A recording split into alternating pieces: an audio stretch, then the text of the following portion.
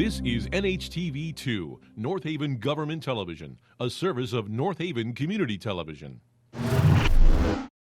The following program is brought to you through the support of the Town of North Haven. I'd like to call the October 14th, 2021 regular meeting of the North Haven Board of Ed to order at 6:30 p.m. Our first item is we're going to have a presentation by Owen Davis regarding the North Haven High School girls rugby team. Owen, there you are. Where would you like me to stand up? Right there is fine. This is good? Yeah. And put the stuff down here. Sure thing. Great. About how much time? Yeah, well, I'd like to just say, I personally have a work commitment, and I have a hard stop at 8:25 tonight. I'm going to ask you to do 10, 15 minutes at the most. Okay, can I go 15? 10, 15, I'm going to let you know. Okay, I'll go fast. Thank you.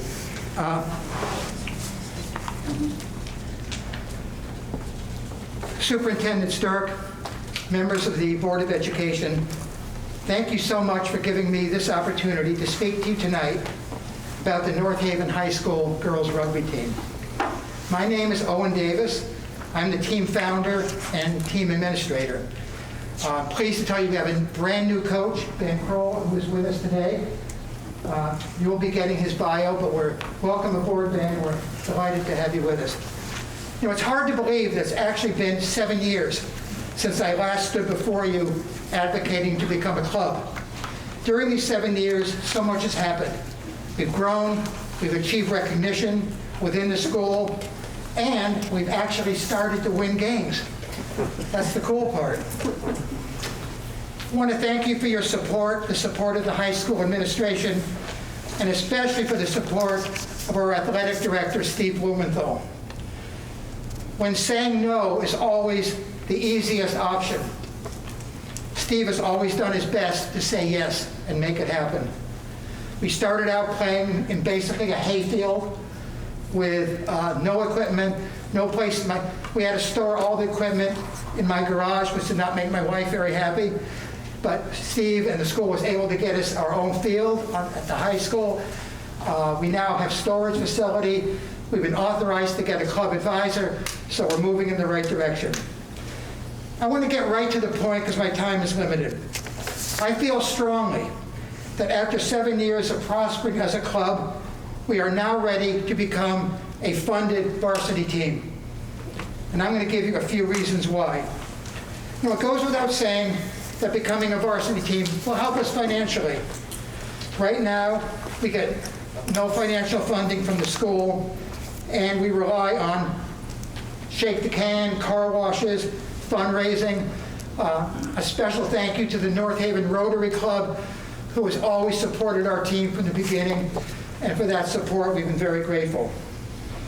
With the addition of Greenwich, Darien, Fairfield, and Shoreline teams, our transportation costs have increased significantly. Our players have worn the same uniforms since we started in 2016, and to be honest, they're looking a little threadbare and need to be replaced.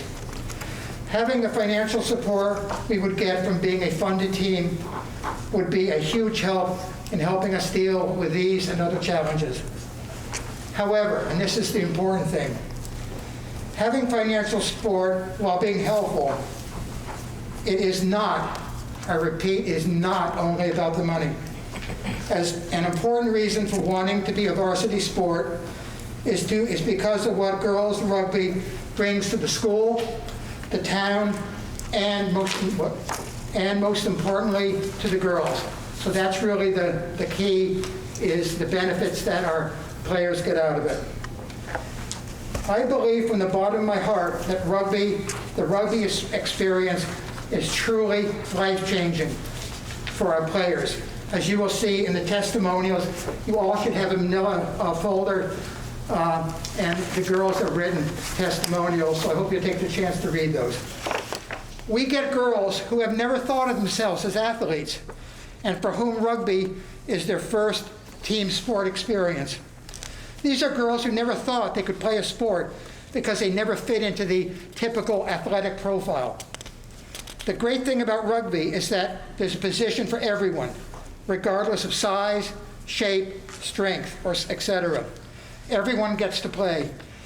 Girls today who struggle with body image issues, you've been reading about this whole TikTok thing going on, which has been very, I think, disruptive to girls.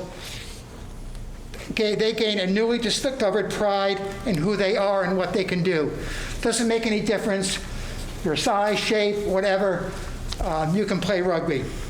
Rugby is empowering for girls.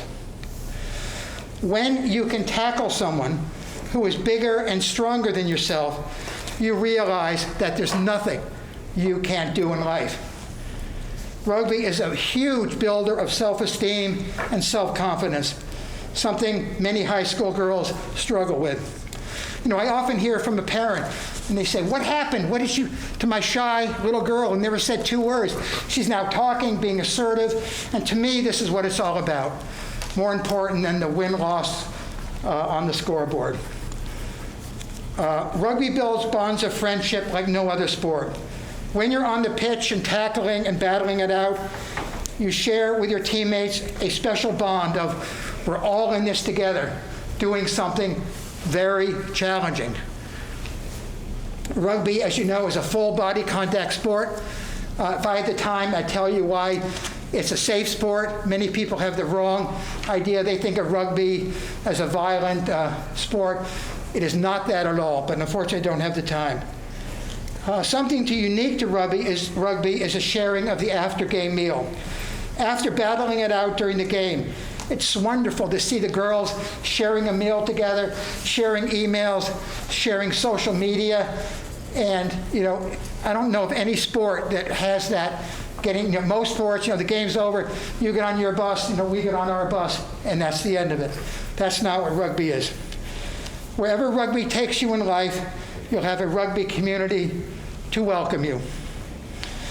I wish I had more time to tell you more about why rugby is such a great sport for girls and why we should become a funded team. I'd like to end, but I don't know if Anita will give me enough time.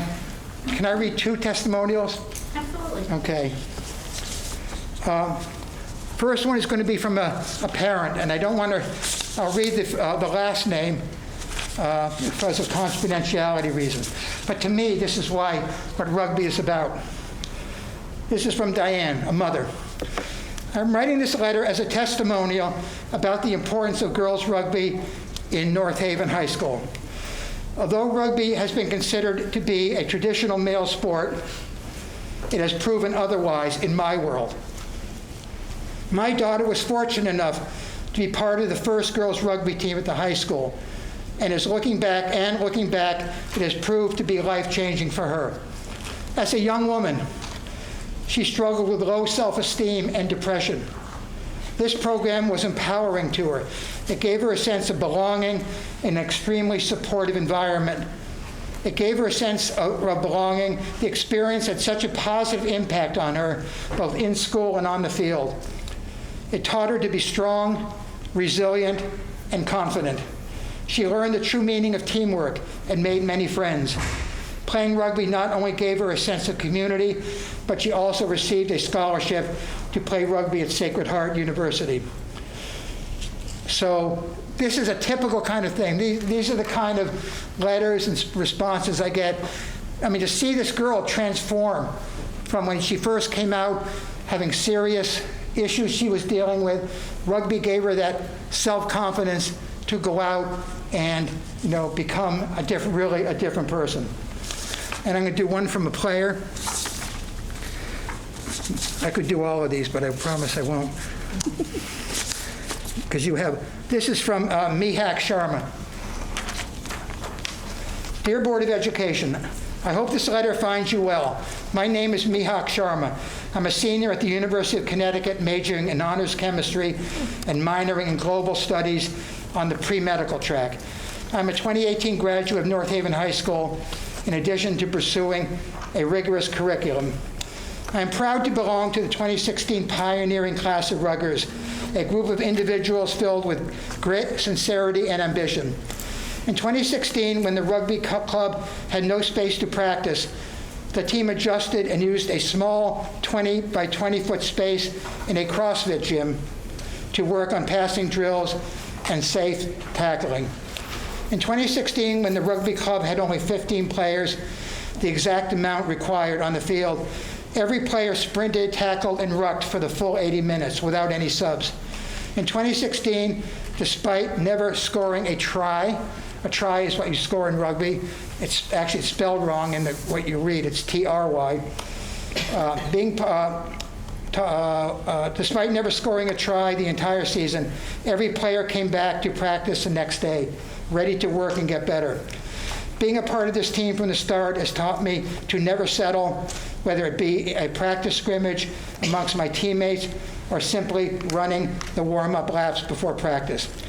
The lesson of always pushing my personal ceiling gave me the push to seek out phenomenal athletic and academic experiences, like traveling to the United Kingdom to play with the Yukon women's rugby team.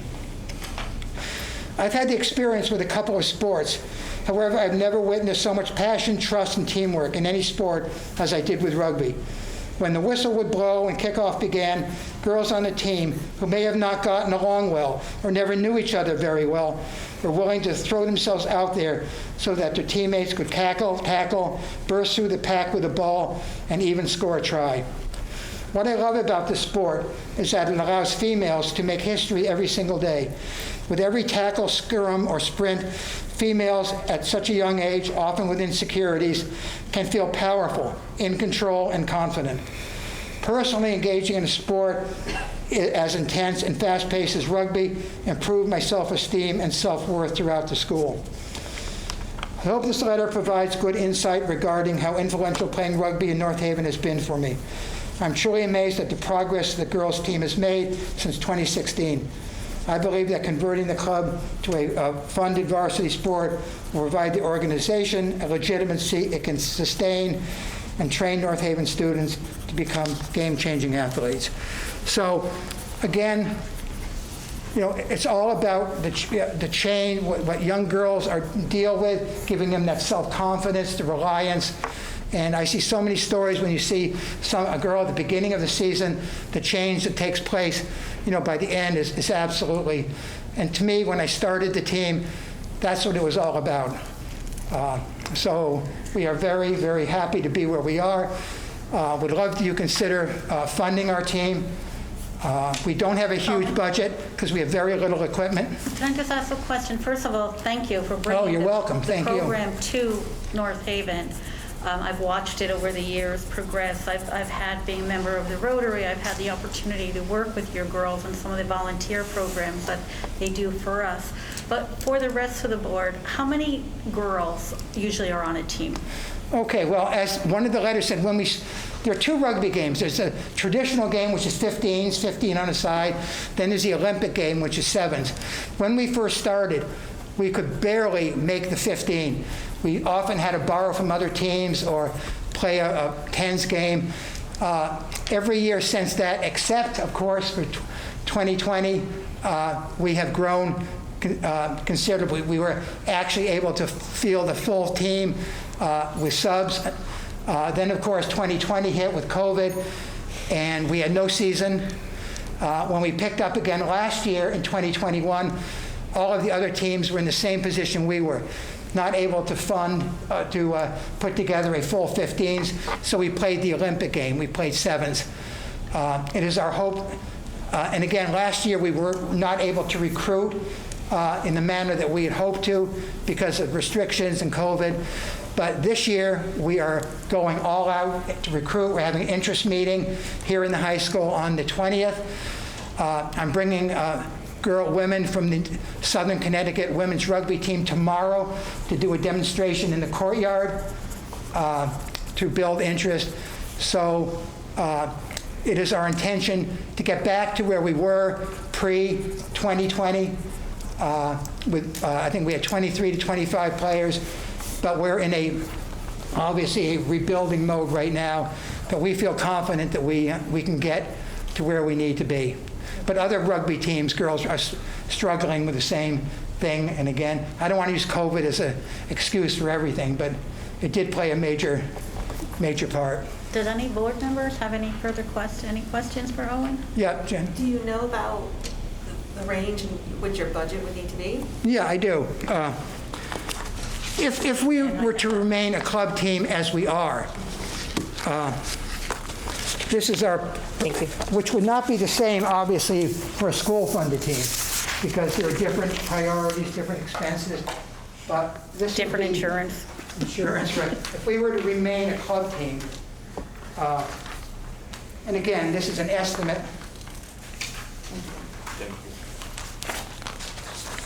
Thank you. You're welcome.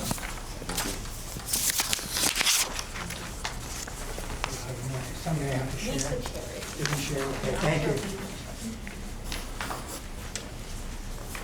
While Owen's passing those out too, if you don't mind, if I can chip in really quick, to kind of trigger your question about the numbers.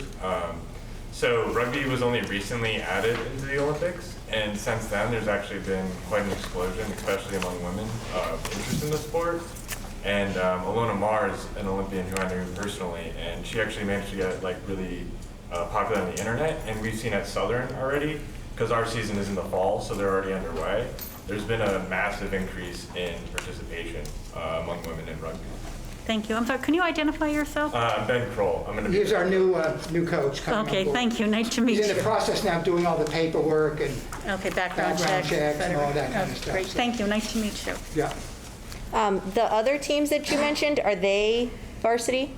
You mentioned Fairfield. It's a mixture of varsity. The varsity teams are Greenwich, Darien, Fairfield, and Westport. Okay.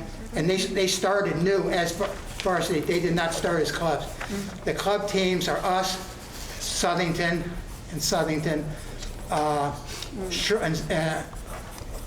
and there are two clubs that are totally independent. They're not varsity or they're not club. They are, and that would be Cheshire and Shoreline Rugby. So they're completely on their own. They're not school affiliated. I think being a school affiliated club is huge. It gives the girls that identity, wearing the jacket, getting the letters, feeling part of the team really goes a long way.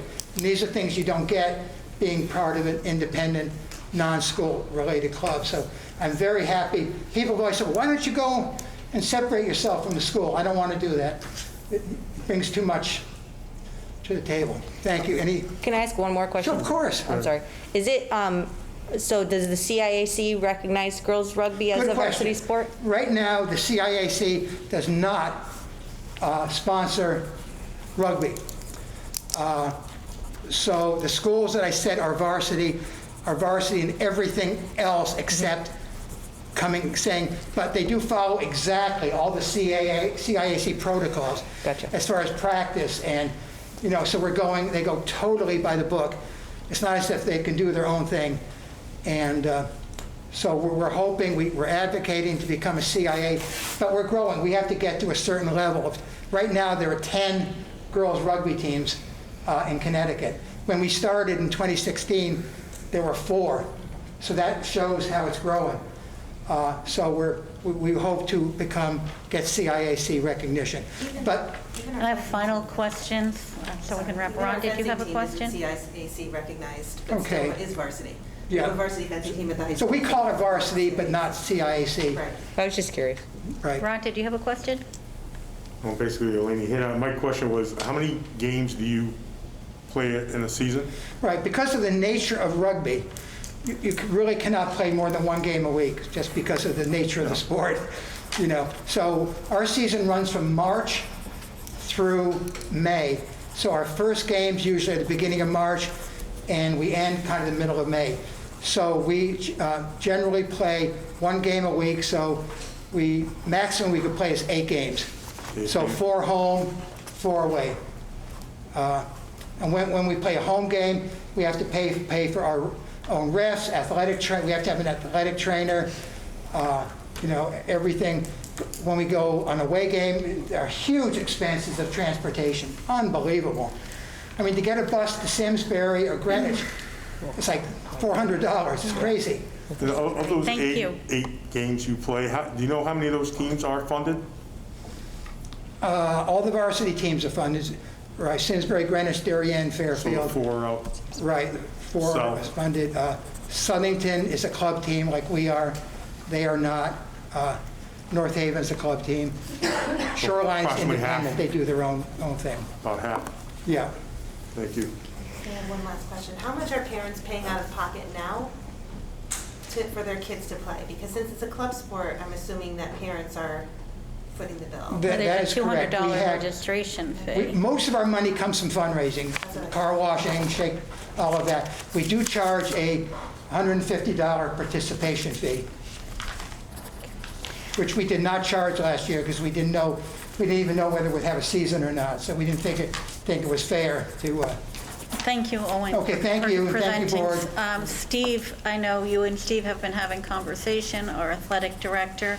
Steve will be preparing a budget for the Board of Ed, I believe in January, and he'll have this on his budget.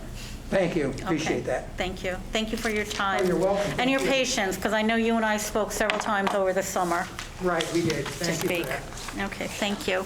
But please read those testimonials. They say it better than I can.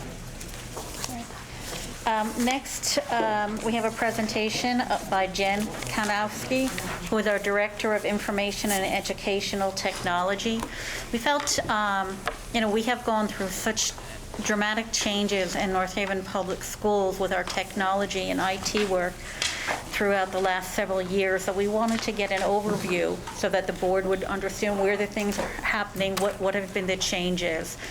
And, Jen has been instrumental in getting so many grants, along with Melinda, getting so many grants for us on our IT work. So she's going to put together a brief presentation for that. I'll give it over to you.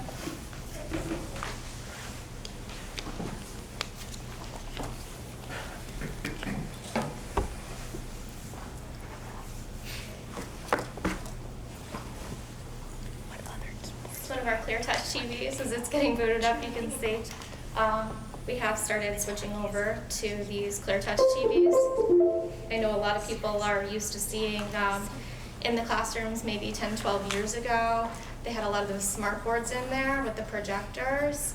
They're limited in their features. You definitely can't do on those what you can do on something like a ClearTouch. They don't have as many points of touch. You have one, maybe two pens, so only one or two children could write on it at the same time. They didn't have as many colors. They couldn't stretch the objects and the digital manipulatives. And also the bulbs were really expensive for those projectors. So for the teachers who are really using them a lot in their classrooms, you end up having a bigger cost than you think it is going to be to begin with, because of how often you have to replace those projector bulbs, right? So now we've switched over to the TVs, which we have a number of our teachers here who have started using these and have liked them so much. So this is actually, I want to thank Carol Ardito for originally bringing in the concept of trying these out. She had gotten the Perkins Grant and brought a few of these in, and she loved them. And based on the feedback from those teachers, we began to grow that program. So we now have these, at least a few of them in all of our buildings now, which is very exciting. So I started here in North Haven back in July of 2017. And it was very interesting for me to come into North Haven, which is this big, beautiful school district, wonderful, wonderful programs, and found that we didn't have a lot of computers. We had great computer science classes, Photoshop classes. There were all different kinds of things going on, but it was like everyone was just getting by with what they had. And there were so many people here who had these dreams for what they wanted their programs to be, whether it was in world language or in art or in business or in chemistry. And they wanted technology to use it, but there just wasn't very much here. So we had a laptop cart at each elementary school. There were a couple of laptop carts at the high school. I think there were about 60 of them. And they were pretty old. So 60 laptops for a building population of about 1,100 kids.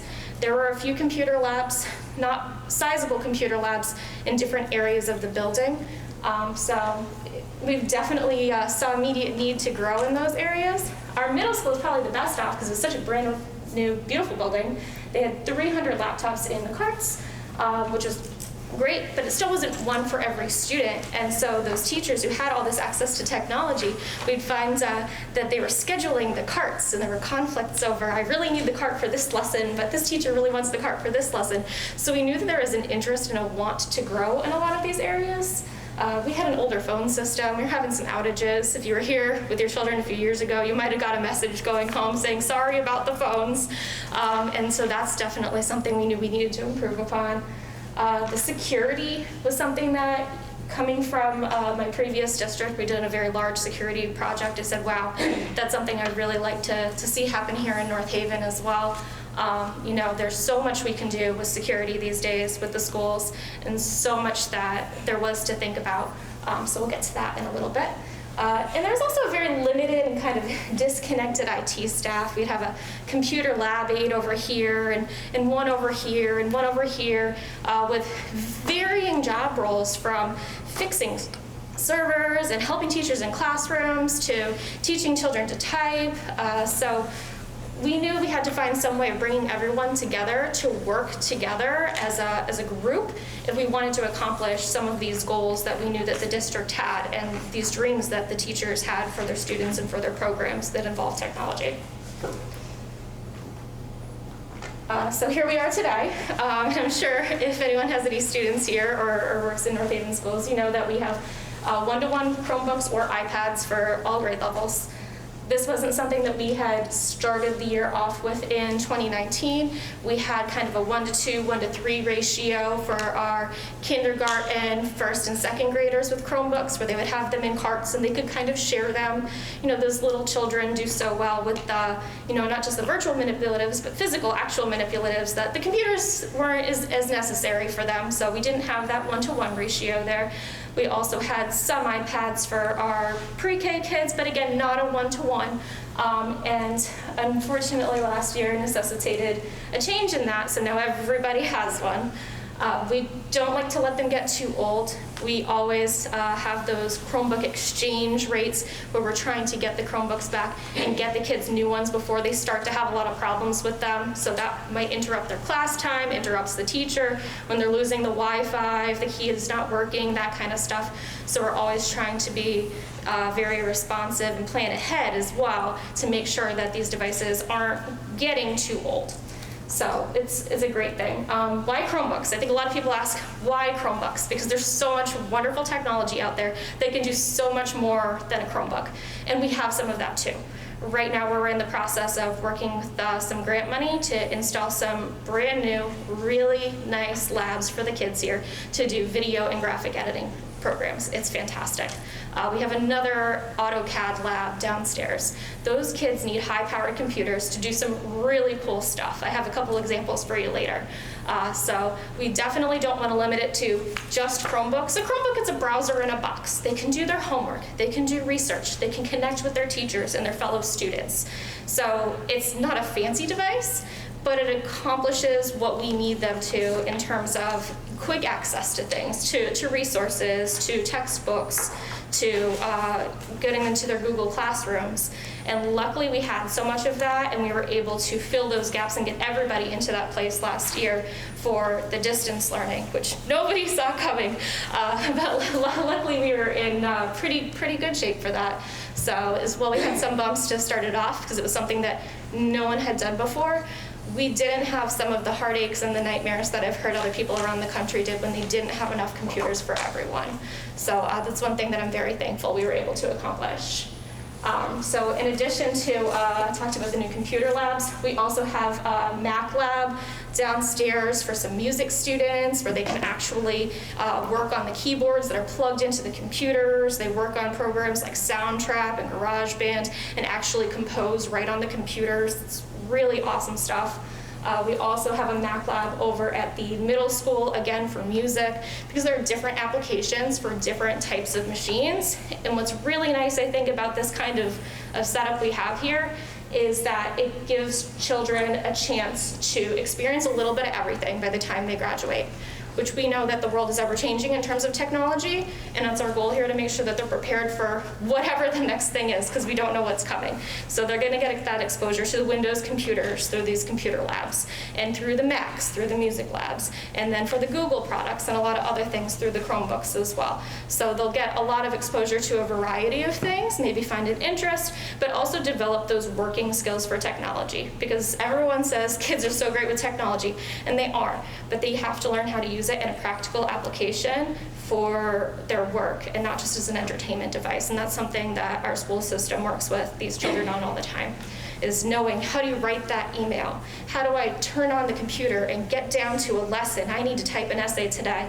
I don't need to be distracted by this YouTube video. So how do we use these computers as productivity machines rather than as entertainment devices?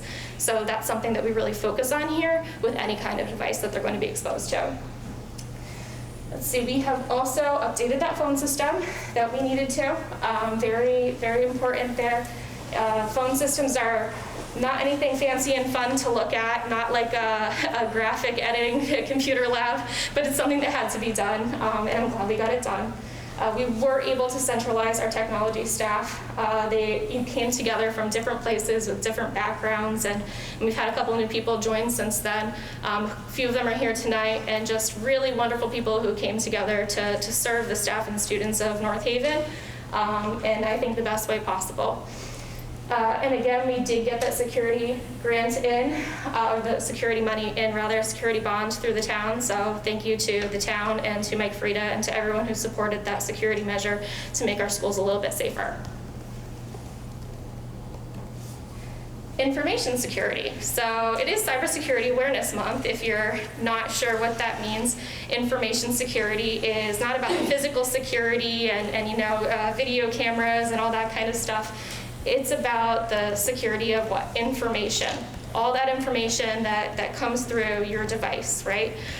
So that might be in emails, that might be in websites that you go and enter information into. It could be in a link that you click from a text message. There are all different ways that information might be getting passed, and we gotta make sure that we're doing our best to keep that safe. I'm sure a lot of people have heard about ransomware and crypto locker and the really terrible things that can happen that nobody wants to happen to you. And we're always trying to find ways to prevent them from happening.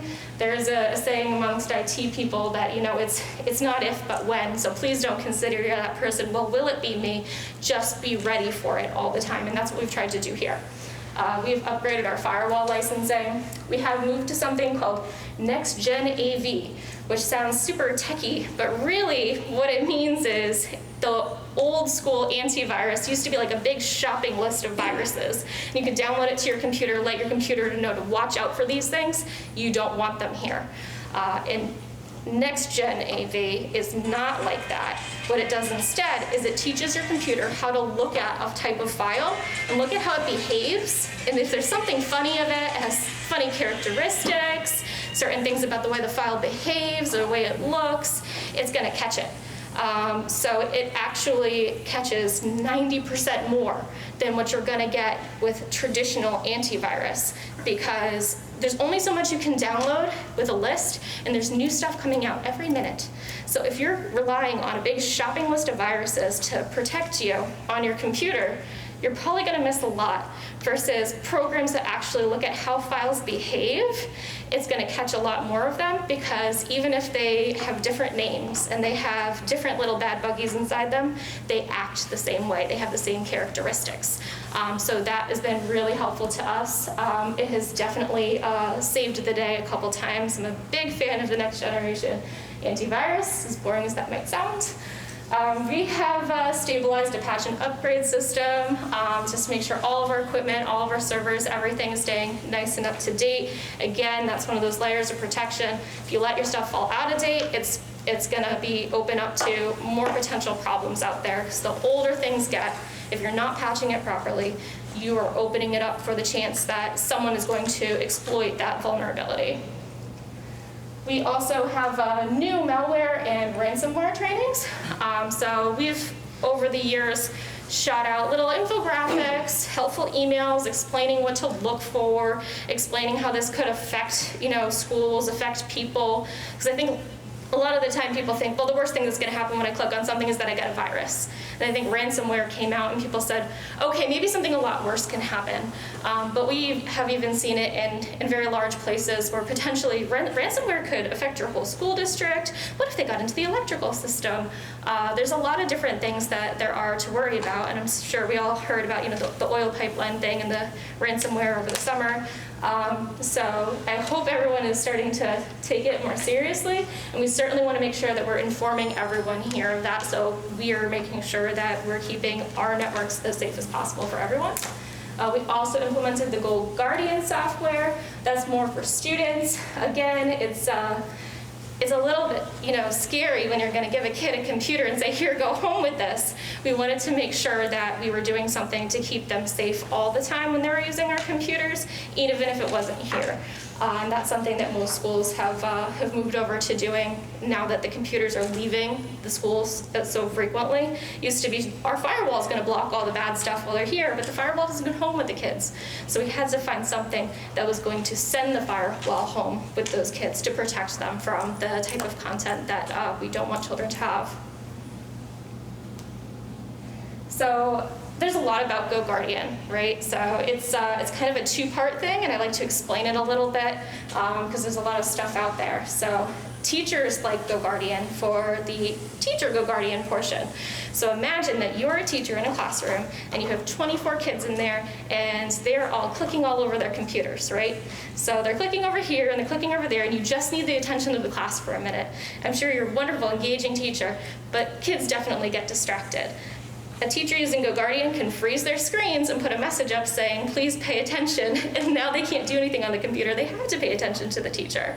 If she wants to assign them a quiz, she can lock it so they can only go to that quiz tab at that time, almost like a secure browser. So that's what they can do. They can go to that page where the quiz is and they can take the quiz, and the teacher doesn't have to worry that they're actually just clicking over to see the scores on ESPN instead of working on their chemistry assignment. So it is definitely a nice classroom management piece for teachers. For the administrative portion, it actually will send alerts. It uses a variety of different data sources to notify our counselors and administrators if there's something that they think we should be concerned about and that we need to talk to children about.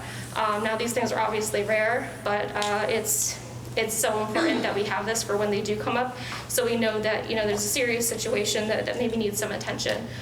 Or even if it's not, it opens up a door for a conversation with a staff member to just check in and make sure that everyone's doing okay. So I think with Go Guardian, people have some questions about, okay, so it blocks things. Well, we're not blocking a lot of stuff, right? We're blocking things that might be distracting content. So the Addicting Games website is definitely blocked because kids love to play Snake. They would play the Snake game all day if they could. So no Snake game. We'll do our homework and we'll work on our schoolwork instead. It won't automatically alert parents if there's something going on. Again, they could be like a lot of false positives and those kinds of things. Again, I talk about our chemistry classes because they're doing some really cool stuff, and we don't want some chemical substance they're researching for chemistry to pop up and alarm you. We know here that it's for a chemistry experiment, right? So that's really important. So we can always make sure that we're not getting those false positives and then reacting to them the wrong way. It also doesn't allow anybody to control the microphone or the camera on a student's device. It does not do that. It's just recording what they do actually on the screen. So we know where they have gone in terms of their web browsing activity. It doesn't allow the district to control the student's computer, move the mouse, turn it off, anything like that. It's not like that. Teacher could freeze the screen if they were in the teacher mode. We can't do anything through the admin mode. It's just a history. And it doesn't track students on their cell phones or on their tablets or anything like that. The only time that Go Guardian actually works is when it's running on a Chromebook, like one of our Chromebooks, if the student is logged in using one of our North Haven accounts, or if they take that North Haven account and then they log into it in the Chrome browser or on a personal Chromebook using a school account. And we do have a page that pops up as soon as they have logged into the account saying, hey, you're on a North Haven account, just so you know, please make sure that you're following all the digital citizenship rules, et cetera, because we want our students to know that this is all about digital citizenship, and that, you know, these are our expectations, so they get that reminder anytime that they log in and open up that browser. Privacy, so we just talked about information security, and we talked about the GoGuardian software, and privacy is another really important thing we talk about. So how many people have downloaded an app and it asks you for your name and your date of birth and your email address and maybe your blood type and what you had for breakfast that morning? I want all this information from you, and what are they going to do with that information, and what do they need that information for? We don't always know what they need that information for. So I personally am always hesitant when I think, gee, why am I downloading this calculator app and it needs access to my photographs? Maybe it doesn't need access to my photographs, right? So schools have notoriously always been very careful with the student privacy in terms of the software that we choose to use with the students. If we're going to enter a student's name into something, a program, a database, something like that, that is accessible via the cloud, the internet, we want to make sure that it's, you know, SIPA and COPPA and FERPA, all these different federal acronyms of safety for children. But Connecticut actually took it a step further, which is truly something I think is wonderful. They came out with a number of years ago, Connecticut Act 16-189, an act regarding student privacy. So what this does is it actually makes it so every school district in Connecticut needs to have a very specific privacy contract, or the software vendor has to actually state in their software terms that they are taking A, B, C steps to keep the children's information private. There's a whole list of restrictions of what they can't use it for, which is basically anything but tech support. It allows a parent, if they call up and say, my child's graduated, I want their account deleted off of that RazKiz software that they used to use, that you have the ability to call up and request that. So it's all about putting the control into the parents' hands in terms of making sure that you have the ability to get rid of that data if you didn't want it there, making sure that the companies that we are working with are keeping it safe. And we do have a process that if somebody here wants to use a piece of software, they have to ask the IT department first. We check the state database to see if they've signed a privacy pledge with the state already. We will call the company and ask for a privacy contract. We will write an email and ask them for a privacy contract. We have a privacy contract we send to them. More than likely, they sign it, they send it back, and now we have that in our folders, and we say to the teacher, okay, you can use that software now. They have certified that it is safe to the letter of the law. If they don't agree, sometimes if there are enough schools that are interested in it, the state will actually help us work with that company and realize the value that they're going to get by working with all these different Connecticut schools rather than just little old North Haven, and help us to get those privacy agreements. They've been really wonderful for that, which I'm very grateful for, as are our teachers who want to use these programs with the kids. But at the end of the day, if they won't sign the privacy agreement, if it's not in their terms of service that they're going to keep that information private in the way that they are legally required to in order for us to use the software, then we don't use the software. Protecting our student data is absolutely critical. Again, that's any program they're going to have a child logging into, or any program that a teacher, an administrator, anybody here might be using in which they're going to enter any personal information about children, names, dates of birth, their email addresses, anything at all. Can't use it unless it is Public Act 16-189 compliant. So, kind of boring, but also very important. So we also have a lot of physical security updates that have come from that that happened right before the pandemic hit. It was somewhat fortunate timing that we got it in just before, so we were able to get this wonderful work started here. So this has absolutely been a collaboration. Thank you so much to North Haven Police Department, who worked with us when we were talking about these plans and what we needed to do, and continue to work with us, as you can see, daily on these systems. They truly are partners with the school system, not just the SROs, but with anything that they need or anything that we need. I think it's so important to recognize when different town departments work well together, and I would say that's very true here. We do have the remote viewing access for them. We've increased the radio counts at all of the schools. And the IT staff members have actually attended both information and physical security conferences around the state to make sure that we're staying on top of our best practices as well. We also have a new security badge system in. It's important. This is nice because now you know when you're going between the buildings who everybody is and where they're from. And they have your nice updated pictures, not from 5 years ago. They look like us. These are important things as well. We also got a new website. Our old sub website was lovely, but the publisher of the website kind of said, hey, we're gonna be phasing those old websites out.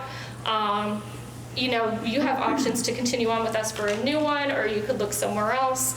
We did a survey, we looked at a bunch of other things. We talked to our staff members about what they wanted out of a website. We did a survey from parents about what they wanted to see on a website, and then we moved forward from there. We wanted to make sure we were getting a website that was accessible, so everyone could get it. We wanted something that was translatable. We wanted something that had visual access in terms of being able to blow up the text and shrink the text. We wanted something that was going to adjust to your screen better when you're pulling it up on a tablet or a phone. There's a bunch of fancy words for all of these things, but at the end of the day, we just wanted it to be something that no matter who you are, you could go to the North Haven Public Schools website and find what you're looking for and have it be accessible to you no matter who you are. So we do have training that we provided to the administrators, to the teachers and coordinators, how to update and control the different portions of the website. We updated our employment postings. We regularly put up news articles. We have the updated staff directory. We also put in a lot of updates to PowerSchool. We put in that Swift K-12 mass alerting system in there. The previous system was Blackboard Connect. It wasn't connected to PowerSchool, so then you as a parent actually had to log into a separate system, enter in your information, how you wanted to get that information. It was limited to text messages or phone calls, sometimes emails, but it didn't have that PDF document attachment piece that we have now. That was really important as well. They didn't have that way for us to pass out the encrypted documents. I'm sure if you've gotten one of those documents that has a report card or something and you have to enter in the date of birth, we wanted something that was going to be able to do that. We upgraded the gradebooks to HTML5 version, which gives the teachers the flexibility to enter their grades on anything. Used to use Flash, and that was limiting, and we kind of saw that that was going to go away, and so it did. So now our teachers could enter their grades from a smartphone, from a tablet, from a computer, from a MacBook, from a Windows machine. It really doesn't matter. They have that flexibility now. We have student data verification tools in PowerSchool now that give us more accurate data reporting for all of our reports. Accurate, clean data is always important. We updated the contact fields for unlimited phone numbers and unlimited email addresses for everyone. Before, you could just put in maybe 1 or 2 phone numbers and 1 or 2 email addresses, and we wanted to offer people the ability to put in as many as they want because we know that that's just what some people needed. Oh, I missed out the last slide. We also recently started processing online payments through the eCollect forms, which we also popped into PowerSchool there. So those online payments, we've started with the Chromebook insurance payments and class dues and also homecoming tickets. So we're starting to use it little by little and build it into the system as a convenience factor for people who don't want to send that check or send that cash in. You could go right onto the RevTrack portal or onto PowerSchool, depending on what you're buying, and just get it straight through the portal instead. We've also done some changes to the network. We updated our domain name, which wasn't necessarily longer, but it was very long to say, north-haven.k12.ct.us. Now we're just northavenschools.org. We've quadrupled our bandwidth. We went from 1 gig to 4. We've upgraded our fiber, which is, those roadways for internet in between the different schools, to pass a higher bandwidth out to all of those schools. So that way we have enough for those phones, for those cameras, for all the kids who are on the Chromebooks, for the teachers. We have plenty on there to make sure that everyone has a nice stable network to be working on, and that technology, it does not become an interruption to their day. We did get that phone system, and we're supporting the rapidly growing Internet of Things. If you've never heard of Internet of Things before, it's all the different things that work off of the internet that you might not necessarily log into. This TV would be Internet of Things. It's not really a computer, but it is on the internet. Your Echo or your Google Dot, all of those things are Internet of Things. And we see so many of those new things coming in, so now we're able to get them online as well. And we kind of take an attitude of, if it has a plug, then IT will support it. So I think oftentimes we'll even get a ticket request in for a microwave because it has a plug. So is it IT? Maybe not, but I can see where the logic comes in because we do so many things with so many different electrical appliances. We have done a lot with grants and special projects. We have applied for and received thousands of dollars worth of ebooks for K-5 students. It's a capstone library grant program. The kids can get the ebooks, they can flip through the pages, it can read the story out loud with them, it can follow the words as they're reading. They're really interactive, really nice titles, which we had our librarians pick out in the different schools for their kids, specifically for their kids based on the interests of the kids. We have also assisted in the creation of the maker spaces for elementary computer rooms. We've got those little wiggle stools for the kids, which is really nice when they're sitting down to work on a computer, but they're still kids. So having them sit on those little wiggle stools is really nice for them. And they have the whiteboard top tables they can write on. So just really creative stuff to bolster that STEM environment for them. We recently got a new screen and projector in the high school auditorium and cafeteria for school and community use. I know they recently used it for a town meeting. It's something that we see that high school auditorium over time being used more and more, not just by the school, but also by the community for different things. We wanted to have something in there that was going to be great for everyone. We also got a grant for free public Wi-Fi.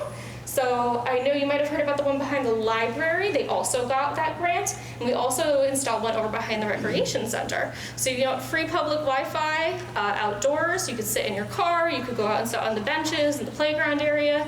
And you have free Wi-Fi out there. So over by the library and behind the recreation center. It was open for schools and libraries to apply for the grant. And we said, absolutely, let's do it. So it's over there. You can go over and check it out if you're ever walking around town and you need to find a hotspot for a minute.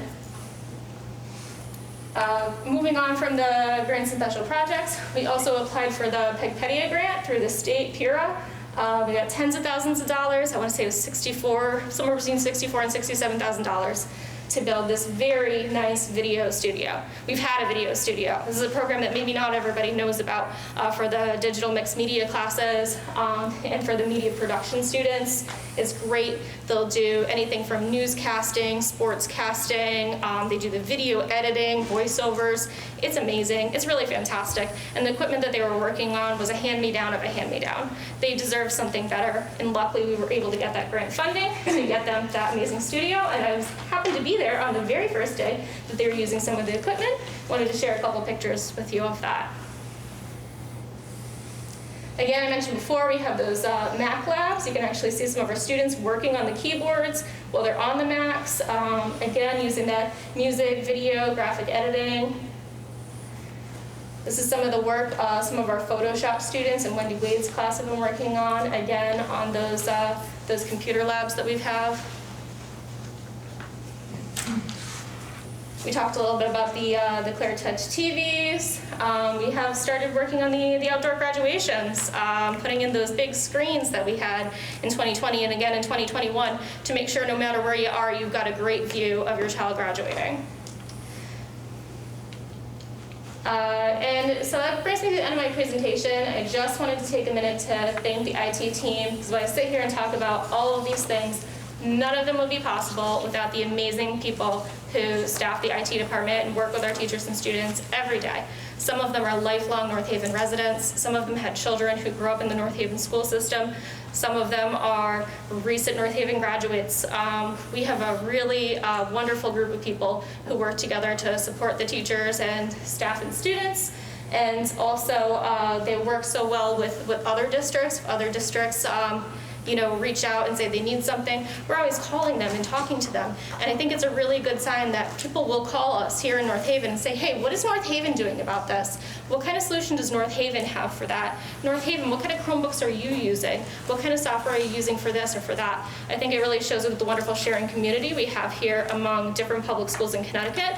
But I think it also shows that we're doing a lot of really great things here for our students in terms of technology.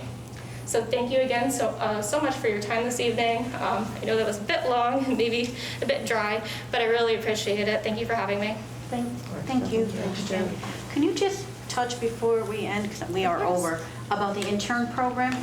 Oh yes, of course, thank you. Yes, we began an internship program a number of years ago. It started as a summer internship program. We took a few kids in, teach them how to fix computers, how to prep computers for deployment, a little bit about technology, maybe give them, explain all the different items in a server room, give them kind of a very base level background knowledge of what it is like to work in an IT department. We have actually expanded that this year, so we now have academic internships where students can come down and earn class credit. So it's a really great opportunity for kids who are thinking, I don't know what I want to do. Maybe I do want to go fix computers. Well, now you don't have to go through that painful process of trying to get a job with no experience. We're going to give you the experience right here. We'll teach you to fix that computer. We'll teach you to image that computer. We'll teach you about inventory and organization, so you have that skill set for another job that you want to do, or when you graduate, if you decide that's what you want your career to be. Thank you, Jen. Does anyone have any questions for Jen? Go ahead, Amanda. Dot, you can go ahead. No, because I have a comment. Amanda has a question. Sure. So Jen, thank you. North Haven does a really good job building a culture of security within school. We definitely have physical security covered, and it's really nice to know that we're running risk assessments, and we've got next gen AV, we've got automated vulnerability scanning and patch management, and compliance monitoring too. So I'm really glad. Thank you for this presentation. It was awesome. I do just want to ask how do we manage access to student level longitudinal data systems? And are our authentication methods in line with FERPA regulations? Yes, they are. And so, without getting too in depth, but all of our financial systems, they have a certain password credential level that you have to get in a certain amount of time that it has to reset. Our accounts are tied together through a syncing process, and they are where they need to be. We also require two-factor authentication for higher level people who might have access to more information. So we're very careful about those things. We stay on top of it. I know Doris from HR and I attended the FBI training back in the spring about the keeping of certain staff records as well. So we're always trying to make sure that we go to those webinars, we go to those trainings, we go to those conferences, and we always stay on top of the most recent protocols. Thanks, Jen. Doc? Yeah, my comment was I thoroughly enjoyed your presentation.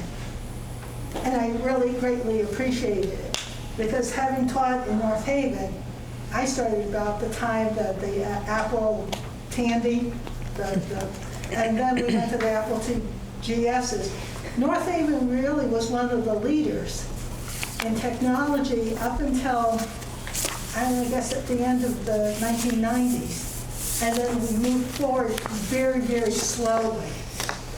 So if you hadn't come in 2017, I shudder to think of what the state, our district would have been in, technology-wise.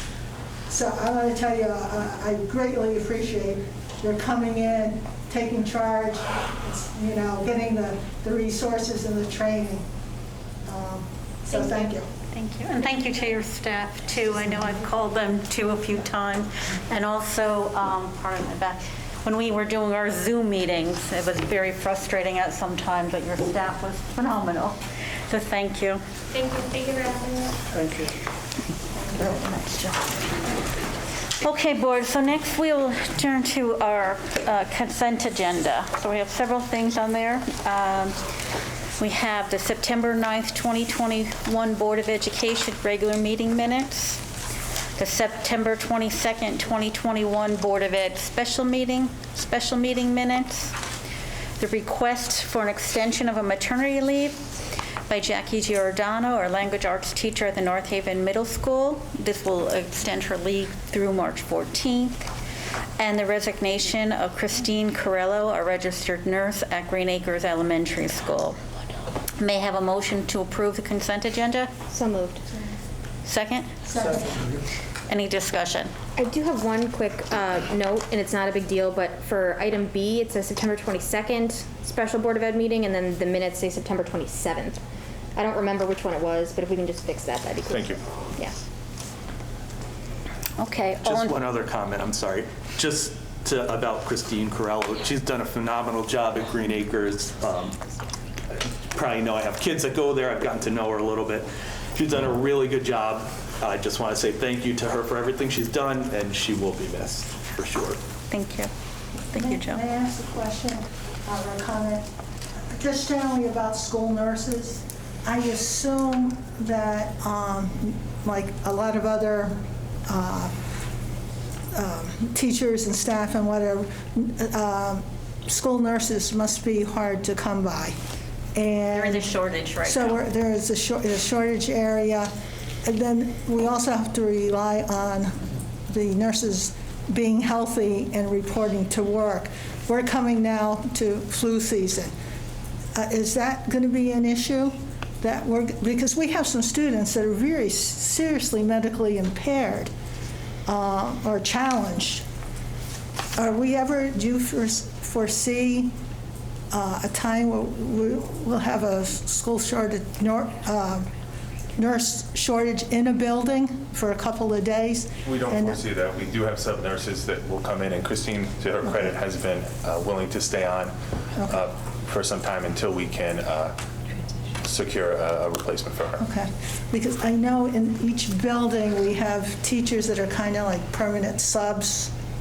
I mean, have anybody thought of having one or two, or at least a nurse that could be like a floating nurse on a regular basis? We do have a cadre of nurses that we can call that will come in and sub for us. Okay, good, okay. So it's a group that we know? Most of the time it is. Okay, thank you. And Lenny? Just to clarify, so Mrs. Corello, who I will miss so much, to echo Joe, she's going to stay on till we find a full-time replacement? She offered to do so. We posted it, I believe, recently. Jen, it's up. And I think she will stay on at least 4 days a week where we will be able to find a replacement sub 1 day a week. Okay. So she'll stay on. So there'll until- still be a full-time nurse? There'll always be a Green nurse in the Acres. building. Okay, all right. With that, all in favor? Aye. Any opposed? Motion passes. Next, I'm very, very happy to report that we can, once again, have student representatives on the Board of Ed. I want to welcome our two new student representatives, Zina Mohammed, who's a senior, and Alex Ranciato, who's a junior. So typically what we do is you're on our agenda, and I think Dr. Dalley probably mentioned it to you. What we do is we ask you to just give an update about your class every month to the board so we know what's happening within the high school. But before you give your class report, I'd like you to share a little bit about yourselves with the board. Sorry to put you on the spot. Zina, let's start with you. My name is Zina. I'm a senior here. And in terms of like my involvement with the community, I'm editor of the school newspaper, and I'm involved with multiple honor societies, as well as being president of our honor society. And I'm also involved a little bit with our student government. I'm on the executive board, so in terms of fundraising and things, I have a perspective on that. Great. Alex? My name's Alex. I play a few varsity sports here. I operate an individual nonprofit that does a lot with North Haven, so I know a lot of the administrators and teachers. And yeah, I'm just in Diversity Club, Unified, and I'm one of our members on our math team. So yeah. Thank you, Ellen. We look forward to working with both of you this year. And then Zena, when we're with our seniors, we're always interested to find out what their next steps are going to be, and we're rooting for you behind the scenes. If you do the college applications, or you're doing technology, or going into the workforce, we're always right behind you, and we'll start asking questions. So she'll be like, am I with my parents? But that's where, so good luck to you. Okay, why don't we start with you, Alex, give us a report on what's happening with the juniors. And I'm going to ask you just to speak a little bit louder, because it is hard to hear. Specifically, can I say what has been brought to my attention that people wanted me to speak, I guess? Well, a number of students came to me asking more so about dress code. I think that's one of our biggest issues, at least in my grade.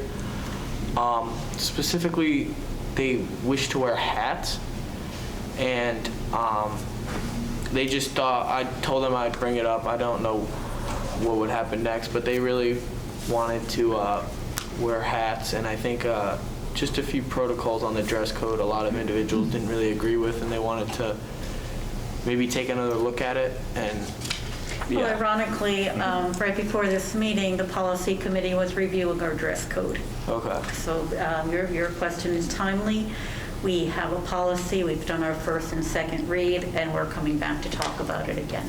All right, yep. I think that was really it on my class's part. Is there anything happening within the junior class, any fundraising, any awards nights or anything like that is happening? Currently, we just finished a fundraiser that happened in the courtyard where we had a dunk table come in, and you were able to dunk teachers and other staff to raise money, I think. And now we're doing an apple pie fundraiser where you buy pies and other, I guess, pastries, and the money goes to the junior class for our, I think, our prom. So yeah. Thank you, Alex. Zena, what's happening in the seniors? So my class's main focus Can I ask you to speak a little louder? Oh, sorry. My class's main focus has been planning for life after high school. So seniors have been meeting with their guidance counselors to discuss the college application process. We've been having one-on-one meetings with counselors as well as group meetings to go over things like the common application and teacher recommendations. Seniors have also been signing up for informational events hosted by college representatives that would come to the high school. And there was also recently a FAFSA night held for seniors and their parents that went over financial aid information. We're also working on fundraising for senior events. In the past 2 months, we've had 2 events that are going towards funding our senior events, such as senior to senior breakfast, and spring events such as senior picnic and prom. Thank you. Thank you both. Okay. Next, under my own thing, kind of just want to move this. I don't have much to say. I want to thank everyone for being patient for the back to school, and I know perhaps Mr. Sturf is going to cover this. I know we've had some issues with busing, but things have worked out really well. We've been fortunate that we haven't been hit like other towns have been with the shortage of bus drivers. So I really want to thank M&J for that. And if they know that they're going to be short, they let us know right away. And between Melinda and Patrick, they've been pretty creative in getting buses for all students. So, as many of the board know, we had our contract negotiation with the CEA, with our teachers union.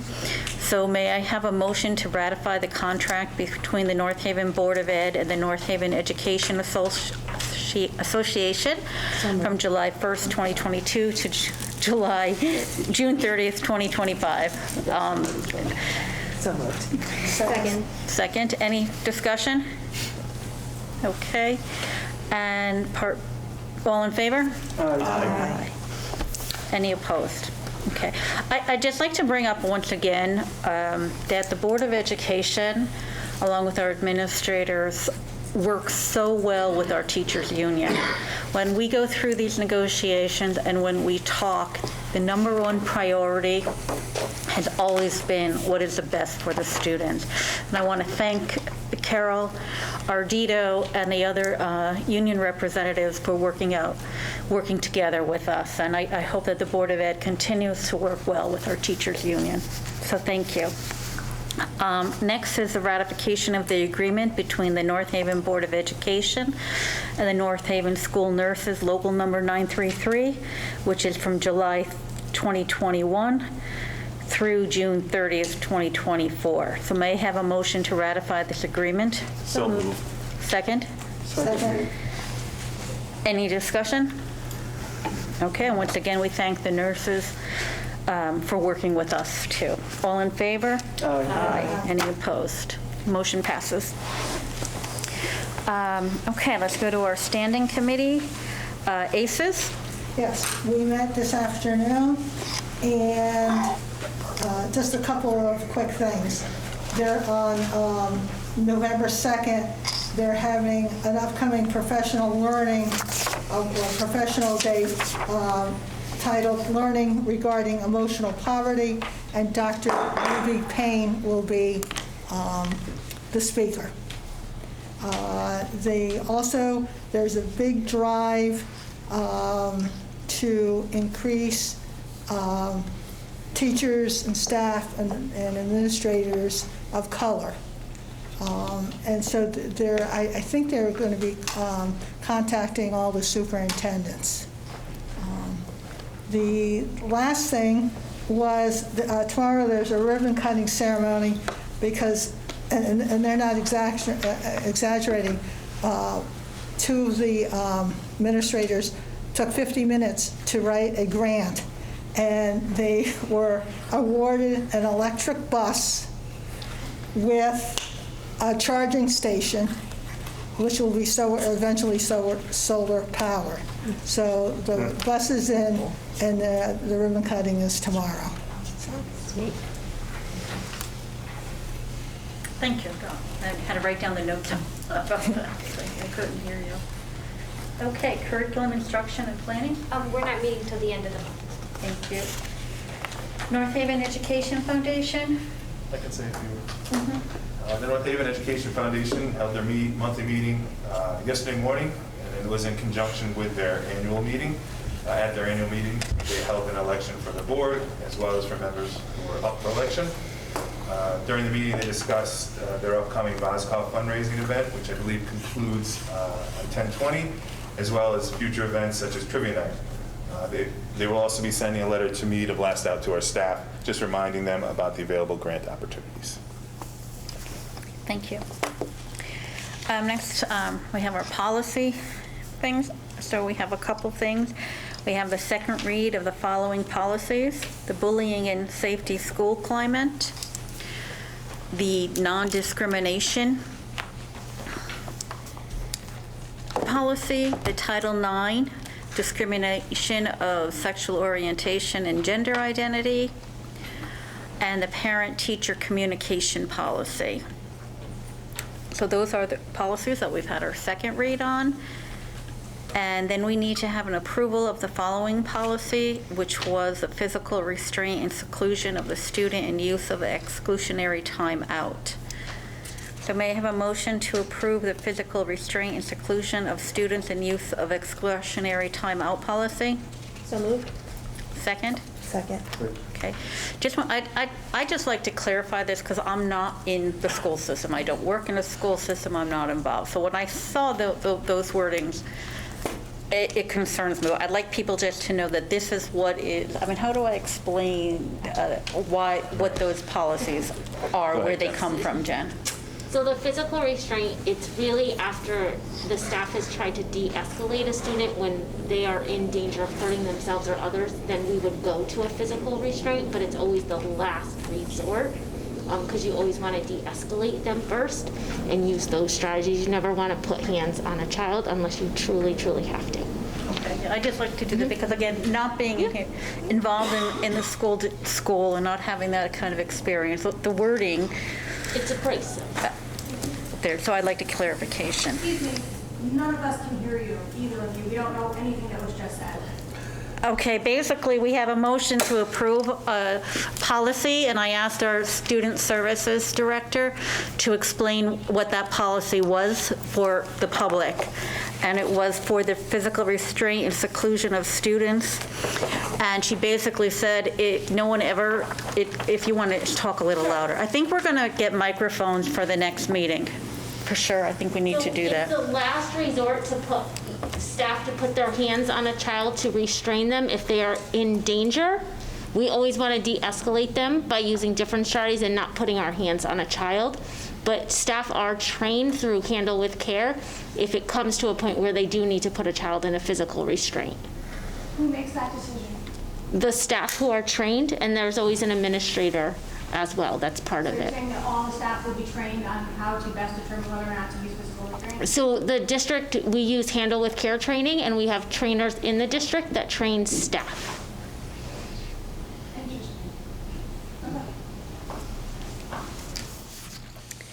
Okay, so, all in favor? Aye. Aye. Any opposed? Okay. Thank you for explaining, Jen, because I had those questions, and I really appreciate that. Okay, so next, may I have a motion? Did I approve the consent agenda? I did not, did I?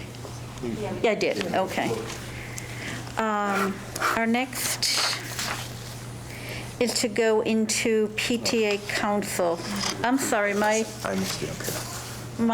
notes are, my agenda is off. Motion to approve minority. We did that. Oh, no, one more. And I have one more policy before we go on. I need to have a motion to approve the minority educator recruitment policy. So moved. Second? Second. Any further discussion? All in favor? Aye. Motion passes. Next, we can go to PTA Council. Yep, so they met last night.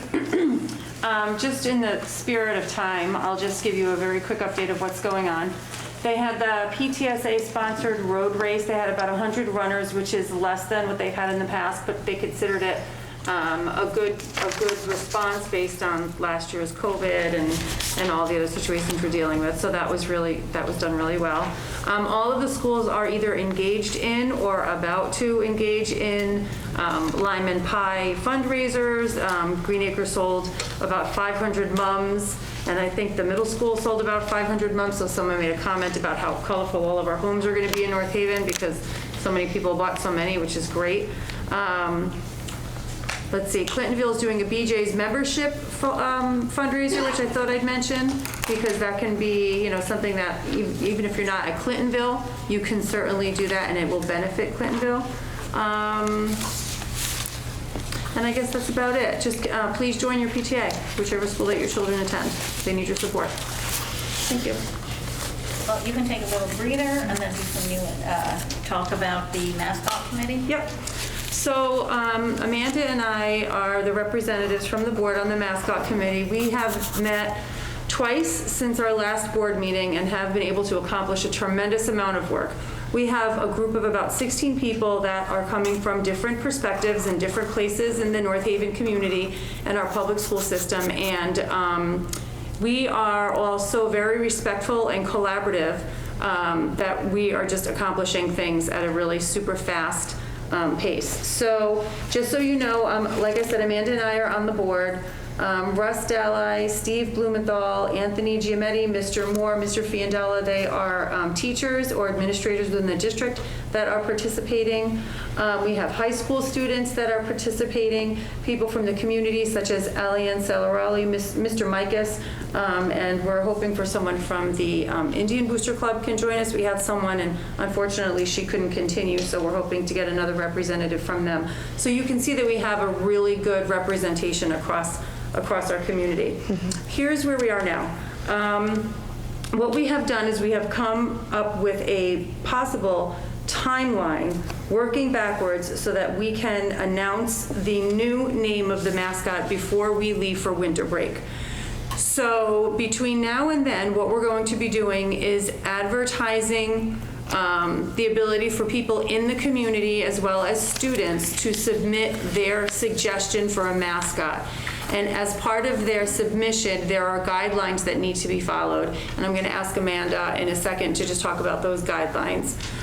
Once we get all of those submissions and we take out anything that does not follow the guidelines, or we cull all of the duplicates, so if we have multiple people suggesting a hawk, for example, we would just obviously count that as one submission. Once we get all of the submissions and we pull them all together, we will have 2 submissions that will be representative of the community vote, one from each elementary school and one from each grade, grades 6 through 12. And so we have, as I said, we have high school students on our committee, and the discussion is around the student council of each grade level being a part of collecting all of the submissions of their grade level, doing exactly what we'll do as a committee, making sure that they go through the guidelines and then putting them back out for another vote to their grade levels. So this way we have about 11 submissions in total, which will again go out to everyone in the North Haven community as well as our students. Everybody gets one vote. We're working with Jen Kay on how we can do that efficiently because we do not want a vote to be counted by someone who does not live in North Haven or a student who does not go to North Haven Public Schools. So we are working on that system, and we think we've come up with something, but I'm not sharing it yet because I'm not sure if that's what we're doing or not. Once we get all of those votes, once we get all the submissions, we'll have a week on advertising what those submissions are, so you have time to think about your choice and really make an educated decision on what you'd like to vote for. Then we'll have all of the students vote one day in school, whether it's through advisory or one particular class, maybe art, maybe music, still all of that to be determined with conversations with school administrators. We'll have several days for the communities to submit their votes, and we'll have it either online or paper ballots, which we'll have available at the senior center because they absolutely want to participate in this, and at the Park and Rec and Town Hall and the public library. So you'll be able to have paper ballots there if you cannot access it online. And then we'll have time for students and people in the town to vote. And again, like I said, hoping to announce the winner before or the... Will you bring to the board one or two ideas for us to vote on and approve?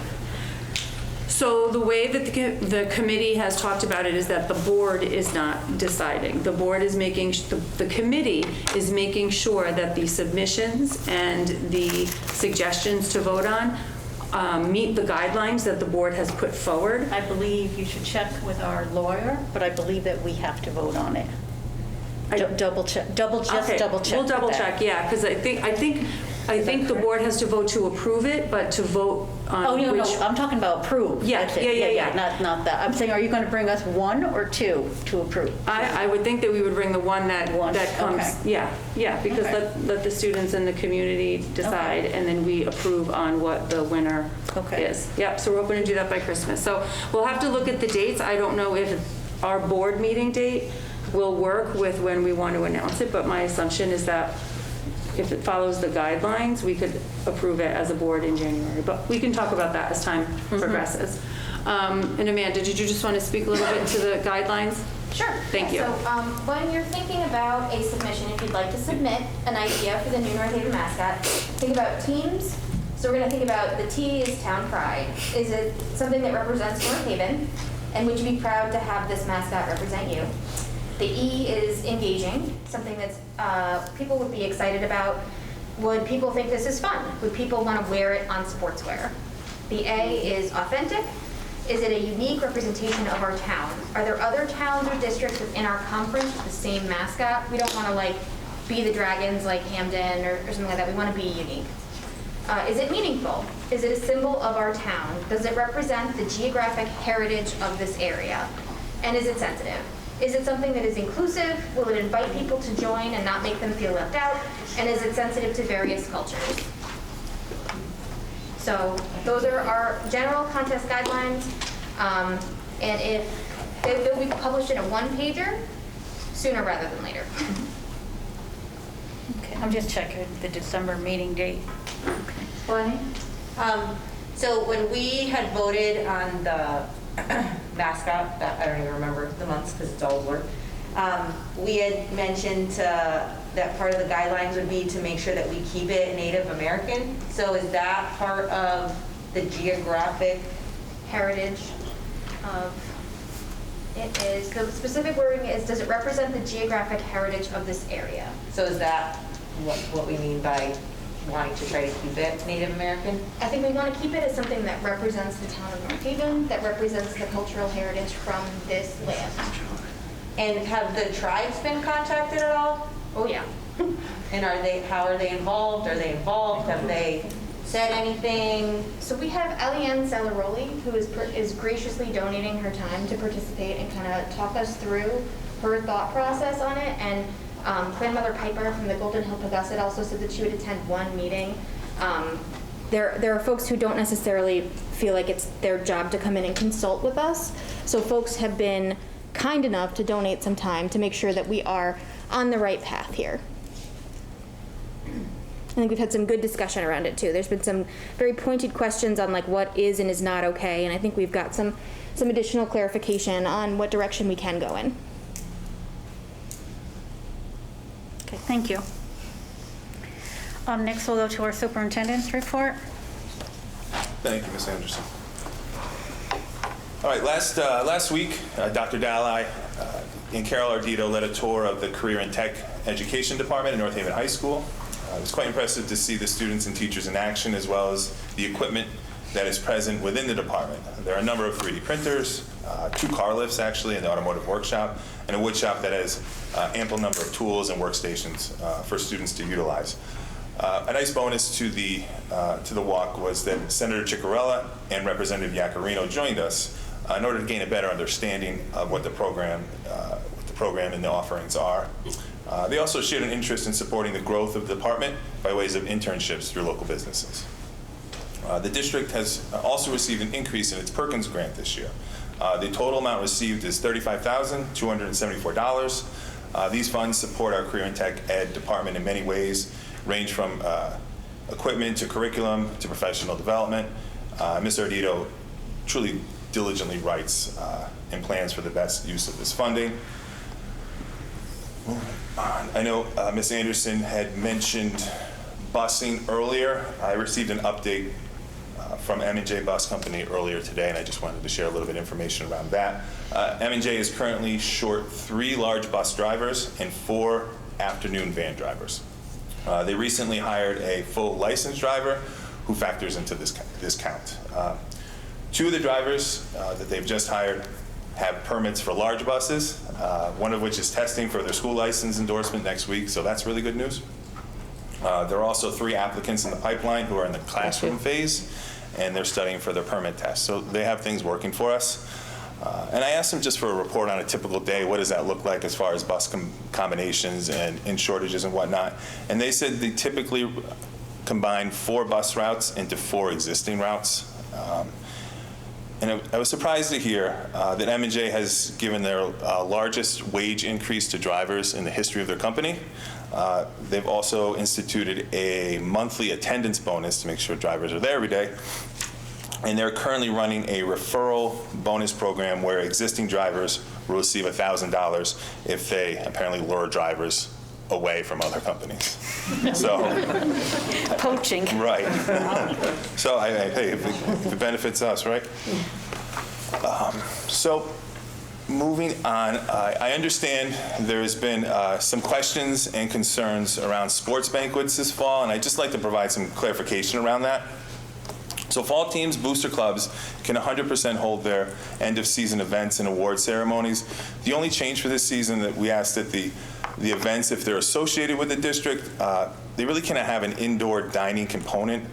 This practice was recommended and supported through QVHD, our health department, and the Connecticut Department of Health. We consult with them around we're not the health and safety experts, so they really are in that area. Obviously, banquets can be held off campus.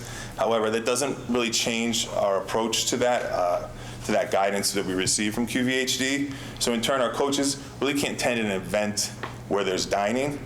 They can attend, an event that has indoor dining if they're eating outside at a food truck, or there's no food associated with the event. And I'll get into the reasons why in a second. Our coaches can certainly attend those events. We don't want to put a damper on the experience, but we want to make sure that we have the proper mitigation strategies in place. And so some of the reasons behind this decision in talking with QVHD and really processing all this information is that they use the word unnecessary risk when they talk to us, that eating indoors could possibly increase the risk of catching COVID per se.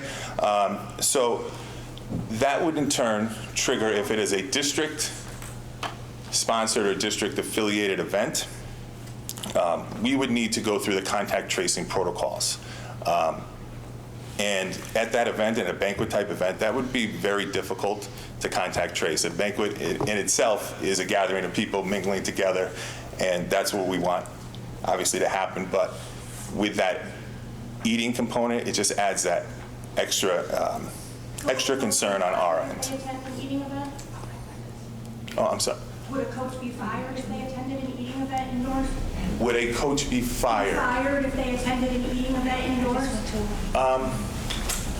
No. What would happen? I think you can wait till public comments, please. I'm concerned we're not going to get to it. You said there was a hard stop at 8:30 and we're not. For me, we will get to public comments. Okay, great, thank you. All right, I'm sorry. I kind of lost my place here. So contact tracing, keeping students safe is really our most important concern. And we want to keep schools open. We do not want our students to be at home learning for 7 days based on being in an event that indoor dining happens. And that's really it. I'm not trying to prevent coaches from attending any of their banquets or end-of-year celebrations. Trust me, I know our athletes have been through a tremendous amount. Our football players didn't even have a season last year. I understand all of that. I just want to make sure that we keep this unnecessary risk at bay. That's really the plan.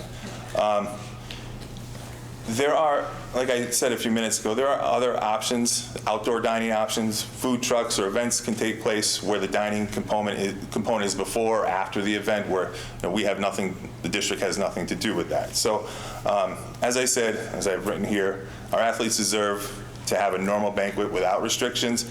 However, as a district, we also have the duty to provide an environment to the best of our ability, which keeps them safe and present in school. I know there are questions after this. I'm happy to answer whatever questions there are. That the coaches could come after the food. Yes. Well, coaches obviously. That wasn't clear. Thank you. So if there is an event where, let's say, for example, an award ceremony in the theater for a team or a fall banquet in some way, and there's not an eating component there, that closes down, and the team or teams choose to go somewhere and have a pizza, whatever it may be. The coaches are not under our acting as a board employee at that time. They're more than welcome to attend whatever that is. But when it's district affiliated, presenting awards, Mr. Blumenthal is there, that adds a component that we're just trying to stay consistent across the board, such as our homecoming dance, which takes place in mid-November. When we consulted with QVHD, they recommended we could have a dining option, but it would be outdoors. And we're not going to ask our kids to eat outside at night in mid-November, so we just removed that component to it. So, What about if they went to a restaurant, like we talked about, ate first, and then, or can the coaches come? Yes. Okay. So that, yes, that can happen before or after. So I'm just going to go, can you hear me? So one of the other things that as Patrick is saying, Mr. Sturck is saying with our coaches, and I'm hoping you understand that protocol about the contract tracing, because it would mean students and coaches would be quarantined if one person came down with COVID. I know, and we would do the contact tracing. I know another district very close to us said if they allow it and it happened, everybody who participated would be quarantined. But one of the other suggestions that was given that we think can be worked out really well is, I'm going to use a football team. I'm an ex-football parent, and those award programs and those dinners were wonderful. We had that. If you have that dinner, you have the dinner. You whatever, with your team, your parents, etc. When the dinner is over, the coaches are welcome to come to your venue. Not eat with you, but give out the awards and have the thing. That is what the compromise would be for that. I mean, is that what you were saying?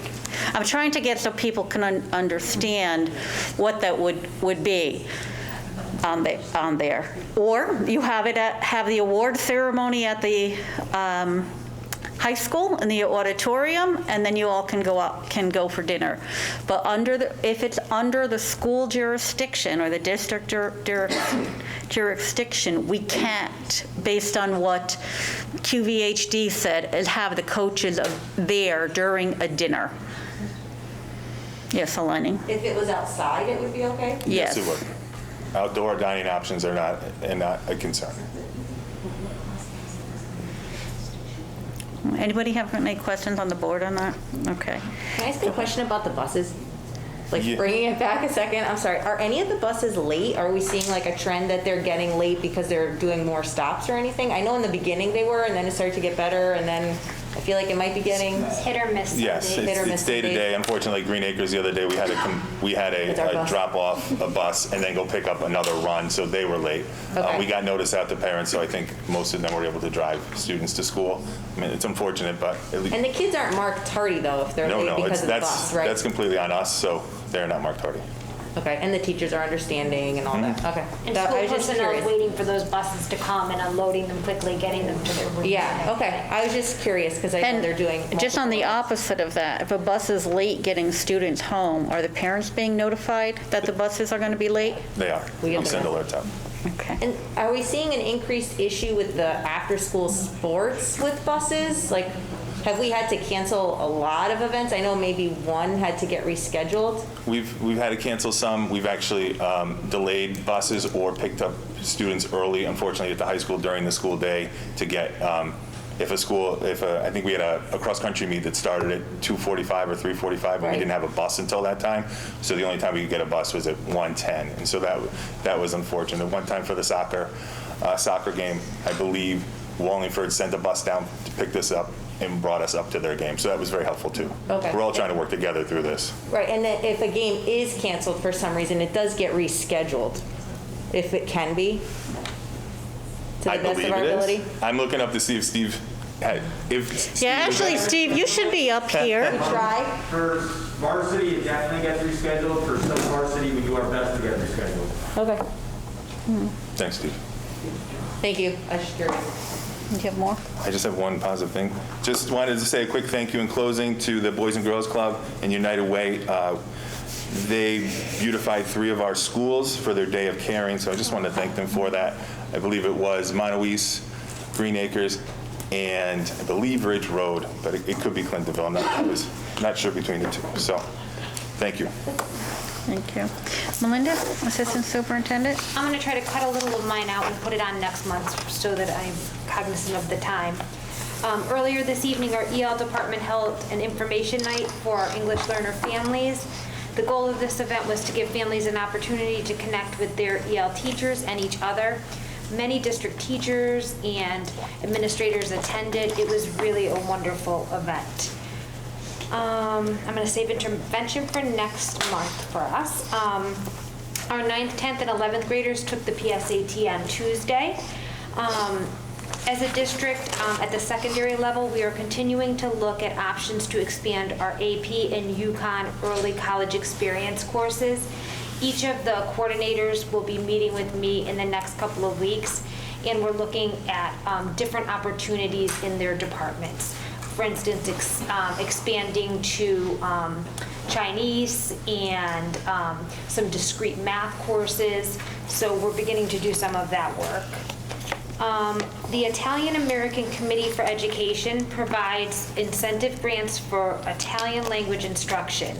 And all private and public schools in New York, New Jersey, and Connecticut can apply for this funding.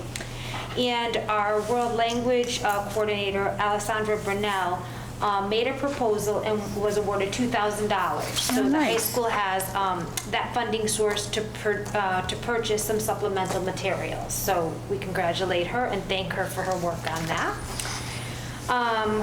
I have submitted the consolidated grants for the district, and we'll use some funds to post for some intervention tutors in math and literacy across all 6 buildings. So more to come on that in November. Lastly, we are entering parent-teacher conference time. And most importantly, I just want to draw attention to the elementary. That's on November 17, 18, and 19 because of early dismissal, and I just know families like to have that information in advance. The high school will be on November 3rd and November 8th, and the middle school on November 22nd and 23rd. Thank you. Thank you, Melinda. Are they in person, the parent-teacher? Yes, the intent will be they will be in person. There will be a way if a family wanted to request a virtual conference that can happen as well. But yes, we really would like to have people in and sit down and really have conversations. Okay, thank you. Jen? Sure. Jen, you're going to have to speak up. You're soft-spoken. The American Rescue Plan Grant will provide the district with extra funds to support special education students. I'm in the process of developing the proposal to send in by the end of November. Additional, the ESSER special education funds will also be awarded to the district sometime late fall, early winter, and the ESSER funds are allocated for special populations, recovery services, and dyslexia. So I should have more information in November. That's all. Thank you. You're welcome. Howard. Sure. Thank you. Director of Finance and Operations report. Thank you. Just so we're 2 months in or 3 months into the school year, only 1 full month of the school of operating with the school. So the operating budget is spending continues to remain on track with no major issues to report. Again, as I mentioned last month, I attached a copy of the transfers by period. I'm just going to stop here if anyone has questions regarding that. I do have one question. Sure. Because the description of the transfers was like fairly generic. Correct. On page 24 and 25 of packet 2, there's a transfer of like about 1.7 million, and it looks like it's for pupil personnel, but I couldn't really follow it super well. So can you just talk a little bit about that? The 1.683, sure. So what all that is doing, you'll notice it's staying in the same object code. Right. So technically, that doesn't even have, I have no problem answering it, but just understand that that one's not one you really have to approve because it's stayed in the same object code. It's still budgeted to people personnel. It's just being transferred between the account where the budget was to the individual accounts where the staff are being charged for their salaries, and that's all it's doing. It's just reallocating it to the different accounts. It's staying within pupil personnel. And so should we be looking at that, the last like 4 digits, the last 4 alphanumeric of those to like figure out if they're transferring within the same accounts? Correct. So yeah, if you look at those last 4 digits of the account numbers and you see it transferring between the same, you really don't. I'm not saying you shouldn't look at it, and I will I will do better. I saw that when I saw the report when the staff member did it to me. It was a little late, and I didn't get it changed in time. But that was one of the questions I was going to ask. Do you want more detail to be added to this? Because I'll have no problem doing that. We can explain it for the ones that aren't between the same.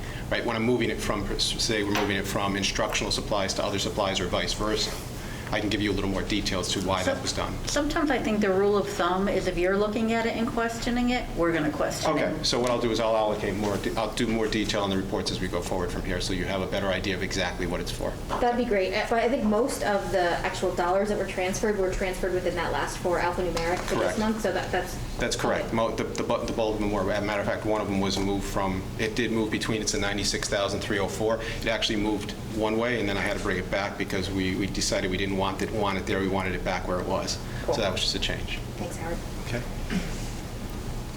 Again, reserve accounts continue to remain in good condition with the following balances: medical, dental, prescription. We have 1.9 million approximately of a reserve balance there. Workers' comp is at 375,000. Capital projects are at 377,000. And you'll see that the SPED reserve actually increased a little bit.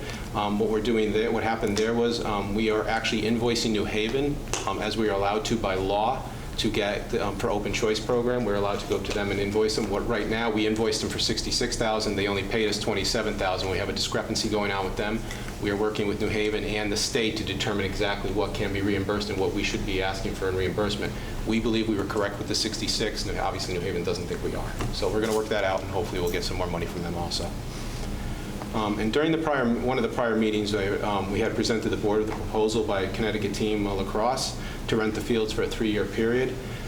They wanted to, so what I did is I had sent the P&L out electronically, but I just brought it up again just to see if there was any questions regarding that proposal, and if we wanted to go back to them with a proposal of our own. So I just wanted to bring that up and have a discussion about that. So I think I saw the P&L. I thought it was great. Thank you for putting that together. I think that they are a little low. I'd say, can we meet them halfway and say, okay, 14 grand a year? Because then they're still getting a sizable discount, and I'm just making this up. I'm throwing this. Yeah. But if we beat them halfway, say 14 grand a year, they get a sizable discount, and we're still well covered on that. Yeah, my recommendation was going to be the 15% discount, which comes into your about your number there. So that was going to say. So I will go back to them and see if they'll accept that proposal. Is that everyone's okay with that? Yep. Okay. Then I have.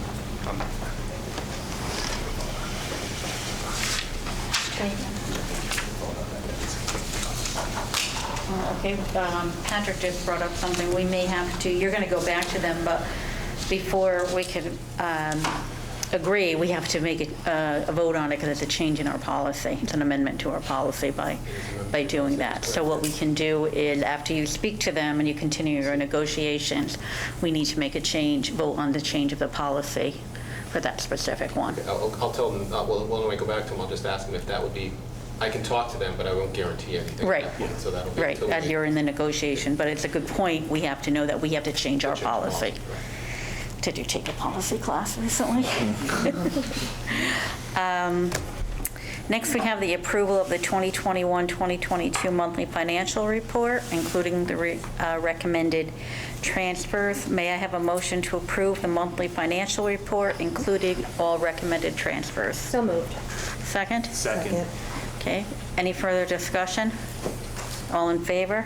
Aye. Aye. Thank you. Motion passes. Thank you, Howard.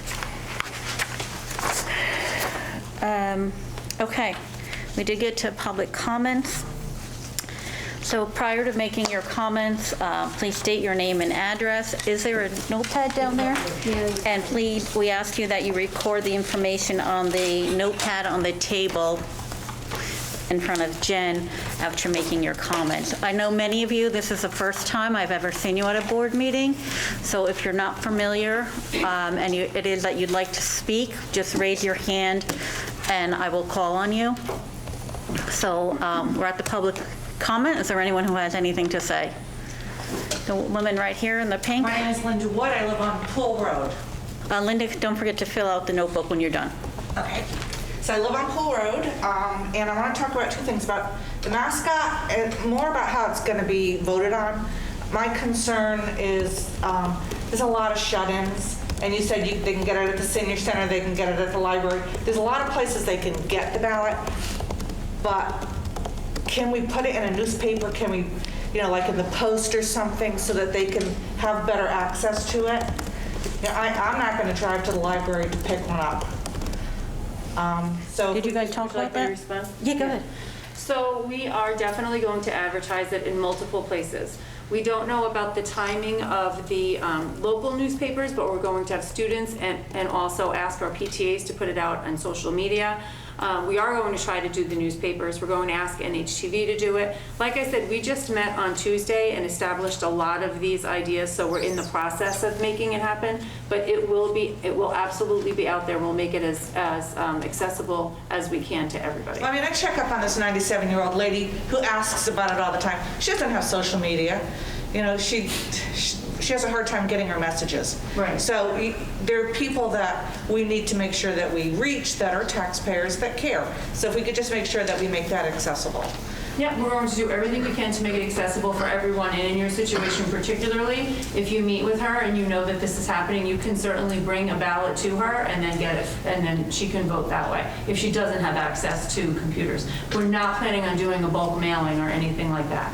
No, but I mean, you can stick a sheet of paper in the Advisor. Everybody does it. Yeah. The Post. Yeah. Okay. And the other question I had, talking about the school sports banquets and the homecoming, did the kids get to vote on whether they wanted to not eat outside in November, or did everybody just say, well, we're not going to make the kids eat outside. We're going to just shut them down? And homecoming's a big deal. They didn't get to do anything last year. And they're having the homecoming dance this year. But there's no meal. There's no, correct. So again, I ask, were the students given the option No, they to were not. express their opinion on it? They were They not. were not, no. The decision was made. So, and then you said that it was an unnecessary risk. Who determines unnecessary risk? You or the state of Connecticut?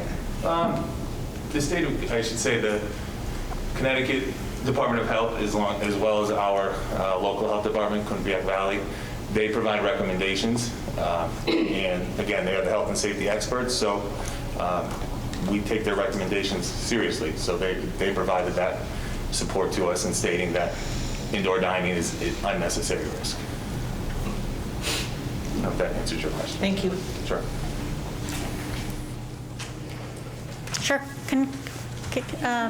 Typically, if you can come up, that would be great. So, it's getting late. My name's Melissa Martineau. I live on Mill Road. I just have a couple of quick questions. Okay. Just want to remind everyone to put your name and a number, okay? I don't like to make assumptions because then I end up being wrong later and I look foolish. I just want to clarify a couple of things.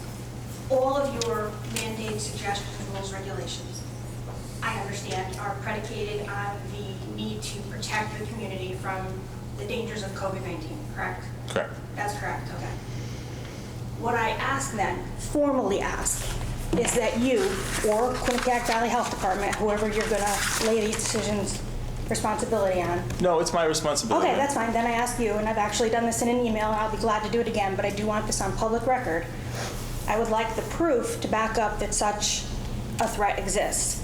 By that, I mean, I would like an isolation of the SARS-CoV-2 virus, also known as COVID-19, in a human being that is not cultured in a lab, that is not amplified by a PCR test, and cannot be genetically modified. It must be isolated from all other genetic material to prove that the threat exists. Without that, everything else is fraudulent. Now, I will tell you up front, as of October 6th of this year, 107 scientific institutions across the world have said that this cannot be proven. It has ended mandates in other countries, including parts of Canada. You know what I'm talking about. Do your research, because what's happening here is not based on anything provable. And sadly, there's a lot of talk about who's the majority. Is it the people who don't want them or do want the mandates? I'm going to tell you who the majority is. The majority are people who go along to get along. And I was one, and I freely admit that, and I was wrong. We can't do that anymore. I'm talking more to you guys than them. You need to stand up, and you need to do it in numbers, because they're not paying attention to us one at a time. I did that on the first day of school. My son came to the first day with no mask. He was put in isolation because he was dangerous. He was dangerous, okay? He was sent home. So my first question was, is it predicated on that? My second question is, will you be providing us proof of this danger, scientific proof to back this up? And I know you can't do it right now. Correct. We can set a reasonable time limit, whatever you think is reasonable. Again, the experts in this field are the Department of Health. Mm-hmm. They provide us recommendations. They are the experts in this Sure. field. So are you asking them for this proof? Am I asking them? Yes. I don't think they would make that suggestion without that proof. But they have, because they can't prove it. I've already gone there and checked. Okay. So what are we basing But it on? again, there are guiding light through all of this. They have been. But if they're basing it on nothing and you're following along, that makes you just as wrong. But And you owe us, you owe this community the due diligence. so, for example, if there is a positive case that does result in one of these events, just for example, and an indoor, let's say we eat and there's an indoor function and we're part of that. I cannot defend going against the recommendations of QVHD or our Connecticut Health Department in bucking their recommendations. I don't feel comfortable doing that when my charge is to make sure that students stay safe according to the advice I received from those departments. And I feel like, correct me if I'm wrong, that your charge is to go also along with what we as parents think is safe for our children. There is nobody in this room who keeps my child safe like I do, just like nobody keeps your child safe like you do, or you do, okay? I'm not gonna put my child at risk for anything, nothing. And the inference there is that we will. And Oh, I'm that's not inferring that at all. Okay, I'm sorry letting if you know you that's took how that. it's feeling right now. No. But my question is, again, you're not really directly answering me. You're not basing it on scientific evidence. And that's what we're requesting. Is anybody going to back me up on requesting that? I am. So that's what we're waiting for. You're making decisions pretty arbitrarily. If you're basing it on QVHD, they're making it arbitrarily. And if we really want to dig into this, we're going to find out about the money coming from the state for all the mandates that you put in place. They're out there. You all can find it. You know what I'm talking about, too. There's a lot we could dig into here, but I think the quickest, most efficient way to get through this is for us to start standing together and standing up for our children. They've lost more than they ever should have. There is a 99.7% overall survival rate with this. 99.7. They are more likely to die driving home from here. Should we stop them from driving to school? Yeah, I agree with you. You are never going to reach a 100% safety threshold with anything. We could fall down the stairs and break our necks and die leaving here tonight. What you're taking away, the depression I'm seeing in children who never had an issue with depression before, is unbearable. It's unbearable. And you're sitting here doing this based on somebody or some people at QVHD or Lamont or whoever you're going to back this up to said this, and I don't need proof to back it up. Well, for me, and I think for a lot of us, you do need proof to back it up. So again, I am formally requesting that before you add any more mandates, any more restrictions, or take away any more freedoms that you don't have the right to take away, because we do have the U.S. Constitution and it is not negotiable.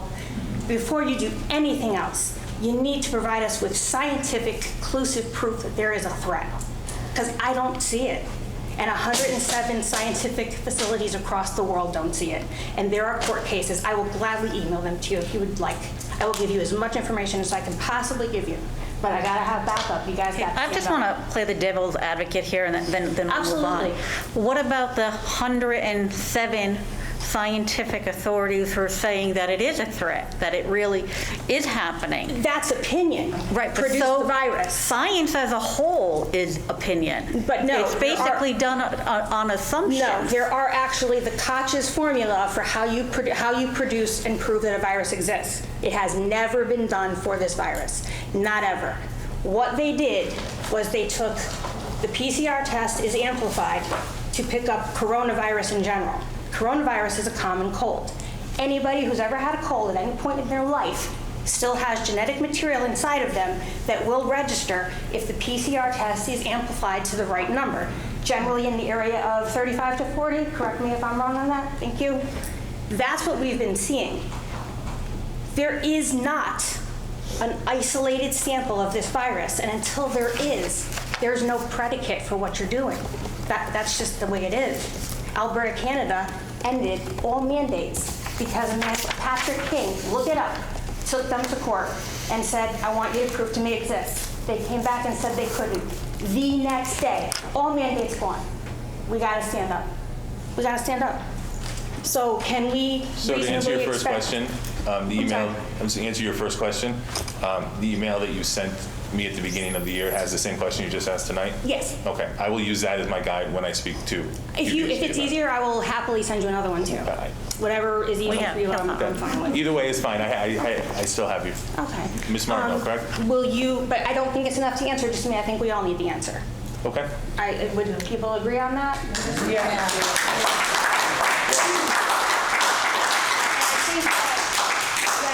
When news of what's occurring here tonight gets out, you're going to have more people back. And I think you're going to probably have to call a special meeting, because I don't think any of you really have your finger on the pulse of the anger in this community. You don't. I mean, all our kids play sports, all our kids go to events. I was at a game last night, ran into Mrs. Balzano. Nobody had on masks, nobody was social distancing. We are all just fine. We've been doing it since last spring. Eating, to just stand there and say eating is an increased risk. Honestly, sir, there's pictures of your family at a restaurant on Facebook. What's good for the goose is good for the gander. We can't do this anymore. It needs to stop. Does anyone else have any public comments? Is that you, Jenny?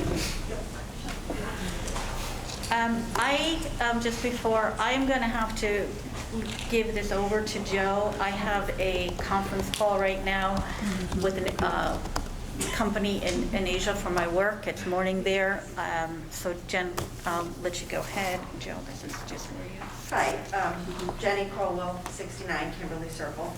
The first thing I wanted to say is I thought the technology presentation tonight was fabulous, and I have to say that the IT director has taken you guys through all the improvements that have happened over the last so many years. And there were things that I was concerned about when she was first hired, and there was the talk of one-to-one technology, but all of the things that she has put in place really has done a good job of taking away some of the concerns of what happens when kids have devices on their own. So I just want to say that was a great presentation, and I think if you can put it online, and that's, I think it would be helpful for parents to know, and then also taxpayers to know about the improvements that have happened in technology over the last so many years. It's come light years since when my kids graduated a couple of years ago.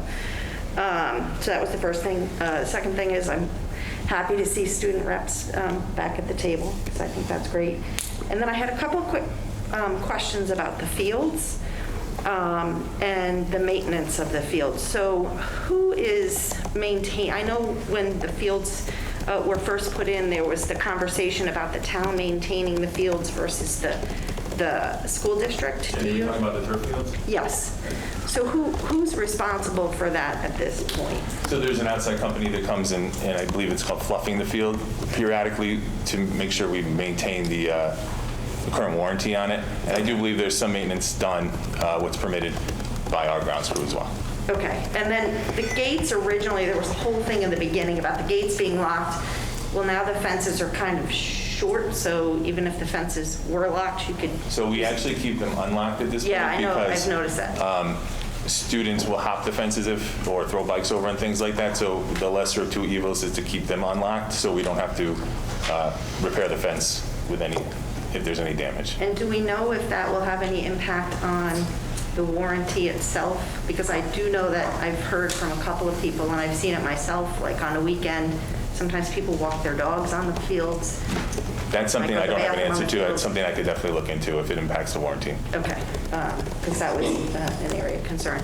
And then I just want to, I know there are some people here that are against mask mandates and don't think they're science, but I just want to say, hearing from a different perspective, my nephew had leukemia, as many of you know, and his ability to be in school is dependent on others protecting him. And so he currently is recovered and doing well, but I think there are kids with medical issues that when kids aren't wearing masks and people aren't wearing masks, it puts them at risk. And in terms of the science, I think there is a lot of support for wearing masks and making sure that we keep people safe. So I just want to say, I'm sure you're going to hear from other people. There are many people in this community that would not feel comfortable sending their kids to school if you weren't doing some of the things you're doing. So I just want to thank you. Is there anyone else that would like to speak tonight? Good evening. Thank you for the opportunity to speak to this board tonight. My name is Rosanna Savitola-Boyle, and I'm here to address the decision to limit North Haven High School parents to have ceremonies and other traditional functions that have historically been part of the sports tradition here in North Haven, and further the decision to prevent coaches from attending these banquets, specifically the Parent Association-sponsored events. I've had the opportunity to discuss my issue with you, Mr. Stirk, today. And although we have come to an agreement, you mentioned my proposal to come to a flexible agenda about having the coaches attend after we've had at our dinner, the parents and the students. I feel obligated to encourage all of you to think about the decisions that you are making for our sports community. Those decisions that need to make sense, especially when we honor our coaches that have spent so much time with our students. I have a senior on the football team and a sophomore who is the front runner of the North Haven cross-country team. And I feel, along with their fellow student athletes, deserve to be celebrated in a manner in which they are accustomed to, along with their coaches. As part of the football team planning committee, and this is pretty much how it started, we were told at the beginning of the year that the cafeteria would not be available to us to hold events. We were given guidance to look off-site. As such, we were able to book Cascade Banquet Facility in Hamden and scheduled our banquet in November. We wanted to do something special for this class, given that they were the only fall sport to have their season canceled last year. Having the coaches attend this entire event makes sense. I feel your decisions, personally, is a slow erosion of our traditions that are held in high regard in our community. I feel also that some members of the board identify with passing some of these edicts and mandates as in the name of public good and safety being paramount. And with the pandemic, and when the pandemic was an uncertain enigma, we felt it was our obligation to support you. However, I question the basis of some of your reasoning now. 20 months in, a low state COVID rate, and a high vaccination rate. Why are these edicts more severe now? I want to share this with you. What actually happens at these team banquets specifically? At the forefront, it embodies the learning opportunity of public speaking. Under Coach Sagnella, these kids are expected to write speeches about what they've learned in their 2, 3, 4 years of high school football, who inspired them, who they give thanks to, such as their heroes and family. And they deliver their speech to their peers, their coaches, dignitaries that are invited like Mr. Frieda, who's always attended every single one that I've been to. But most importantly, they deliver this to their parents, to us. This is really their tribute to us. Those of us who have sacrificed so much time and energy, shoulders to cry upon, spare time, time off work, volunteering, countless other things that happen behind the scenes. In my life, I found that there are learning opportunities everywhere. They do not only happen in the classroom. What these kids have learned from North Haven organized sports will carry them through their own lives. They have learned the importance of discipline, respect, cooperation, support, and family. I know this because I've been part of Coach Sagnella's football program for 4 years. And many of my fellow parents have been part of this football community since youth, some since second grade. And we're not going to have our coaches there to have dinner with them. This is their chance to share their pride that they have in their sport, their experience that has required significant involvement throughout the years, and to celebrate the accomplishments of the season.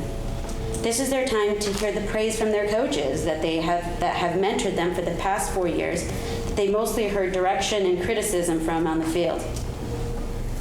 This may be a very small and insignificant thing to you, but I tell you that it's big to them as part of their development and growth as they embark into the future that awaits them, to see things come to fruition, full completion, the finish. And given that this generation is most criticized for not seeing things through, what example are you showing them? That it's okay to quit before seeing a project through to completion? I'm disappointed and surprised that you as educators don't see or choose to see the value of this. In closing, I encourage all of you to be thought leaders and give credence to facts and data. Can't share the data that you did, but it was good data. And not just follow what is passed on to you. Analyze, question for what is best for our community, our sports community. I'm asking you that you show data to support your claim that having an indoor dining event with coaches present at a banquet is not keeping safety paramount, especially when other safety guidelines and protocols are adhered to, such as wearing masks, socially distancing, vaccinations, given that coaches are mandated to be vaccinated or show proof of a negative test. Further, restaurants and banquet facilities have been fully functioning since early summer. With all of this happening, we still have a 2% or lower rate at this point, COVID rate, in this state. I again ask you to review or rescind your decision for the benefit of our kids. Thank you.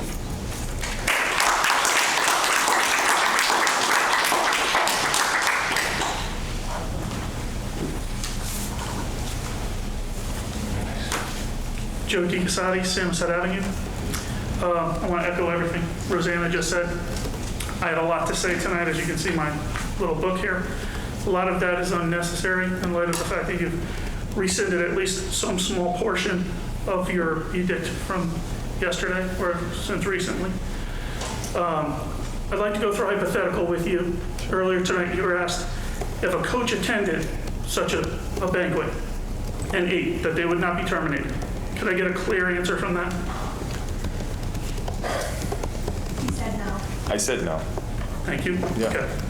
So, going back to the bigger issue of the erosion of rights that Rosanna was referencing. I'll be brief. I'll be much briefer now.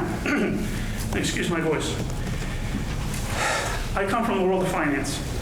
I'm not involved in local boards. I never have been. I've never been in front of this board before.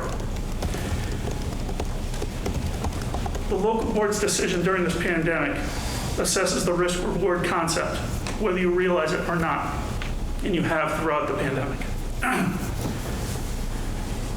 Except, unlike in the financial world, you've made the decision every time to accept no risk. When you do that as a society, you're giving up the intangible reward that exists and that you're precluding by taking no risk at all. So I'm going to cut through to the end because a lot of this is unnecessary in light of your retraction. But it was touched on how angry some of the parents are. And I don't believe all of you truly believe how angry they are. So it's becoming personal to a lot of people. My kids are older. I'm not going to be part of this process anymore. But you're going to be left with a lot of these issues. So how do we resolve this trend? And I just ask you to go back to your vision statement. Number one on your vision statement, core belief.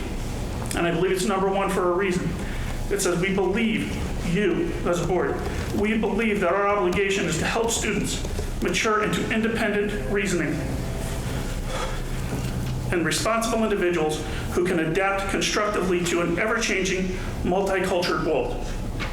Forcing them into a shell, wearing masks for the majority of their day, and taking away traditions such as banquets and other things that they've lost throughout this period of time, that they've worked so hard to enjoy, is in direct conflict with your first belief. Understand that risk is often worth the return. It is the basis for the entrepreneurial spirit that made this country worth living. Finally, I want to talk to the board. Part of your responsibilities as a board is to control your superintendent. Please take that seriously in the future.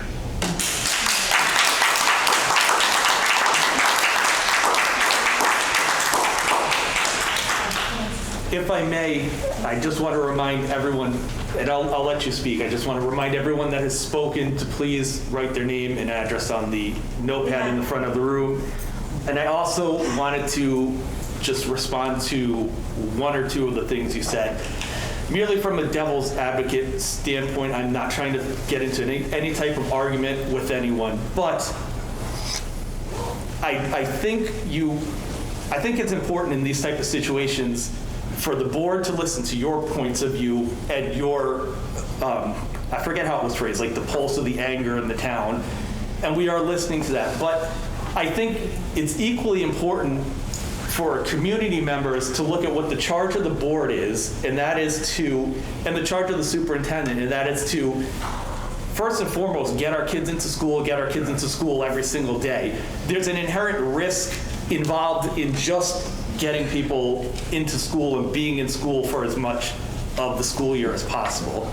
I think you also need to look at the other thing that somebody said, and I don't know if it was you or someone else, but there's not one member of this board who takes any pleasure in limiting what can happen and what cannot happen to our students. I have student athletes too.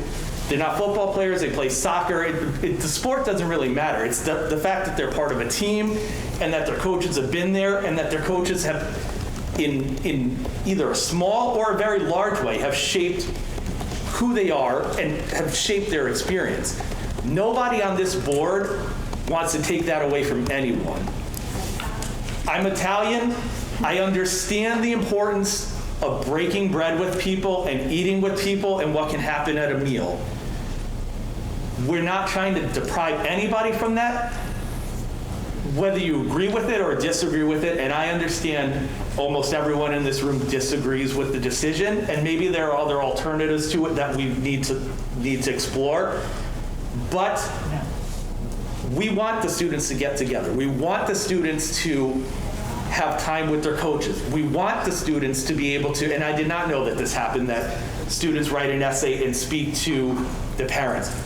That's great. We want that to happen. But our charge is, if it's a district-sponsored event and when you have staff members or coaches who are on the district payroll there, it becomes a district-sponsored event, then the district has to take responsibility for it, and if somebody gets sick or something happens, then we have to either contact trace or make the decision to flat out quarantine everybody, and on a balancing act to say, should everybody who attended this banquet miss 7 or 10 days of school because they went to a banquet and 1 or 2 people got COVID? And I'm not saying where it falls right now, but that's a difficult balancing act, and that's a lot of resource, a lot of time, and it puts a lot of people in a lot of bad positions. Parents who work, parents who have the students at home, the education is then deprived of saying, we have a student who should be in school but can't be in school. So there's a lot of different things that the superintendent is trying to look at and that the board is trying to determine. And it may seem very cut and dry, and it may seem very easy to say we should just let everybody get together and eat. They're doing it anyway. But there are other things that are involved. I'm happy, please, I'm happy to let anyone who wants to speak, but just one person at a time, please. May I respond to that? I'd like to respond to you. Before you speak, and I'm sorry, I don't know names like Anita does, there's a lady behind you who has a yellow mask on who had her hand up before you did. Hi, Lisa Dodge, Forest Hill Road. I think that one of the questions I wanted to ask was... You can come closer so everybody can hear. You can't see me because I'm so short. No, I'm just saying because I don't know. I couldn't hear when I went to the bathroom, so I just want to make sure everybody could hear. What is considered a district-sponsored event? So, like, if we have our sports banquet and the football parents are sponsoring it because we raise the funds for it, is it considered a district-sponsored event? If our coaches attend and are acting in a coaching, quote-unquote, coaching role, then it's at least a district-affiliated event. I wouldn't say sponsored. Okay. As far as vaccinations, my understanding is if you are vaccinated and you are exposed, that you do not have to quarantine. Correct. So what is the difference if a coach goes to an event that is, and someone tests positive and is exposed, they don't have to quarantine? You're taking for granted all our coaches are vaccinated. They're either vaccinated or they have to show proof that they are negative. They're at a weekly testing schedule, right. Correct. So what's the difference? Right. So if they have to be vaccinated or they have to show proof that they're not positive, then why isn't it okay for them to go to a sponsored event? I'm just trying to keep consistency through all our district events here where if it's held on campus, we're not having anything indoor. As far as dining goes, we can have indoor events, of course. I'm just trying to keep the consistency when it's off campus as well. Okay. As far as, I have a unique situation in that I am a parent of a senior football player, but I'm also the wife of a football coach. So my question is, and I have been told that he is allowed to go and eat, of course, and then he is allowed to stay for the banquet. Now that confuses me. Yep. Why can't the rest of them stay? Why can't the rest of the coaches stay? However, go ahead. With the vaccination, because I know my husband is vaccinated because he is a coach and he was told he needs to be vaccinated. He was not given the choice to, he was not told that, whether that was an oversight or whatever, I don't know.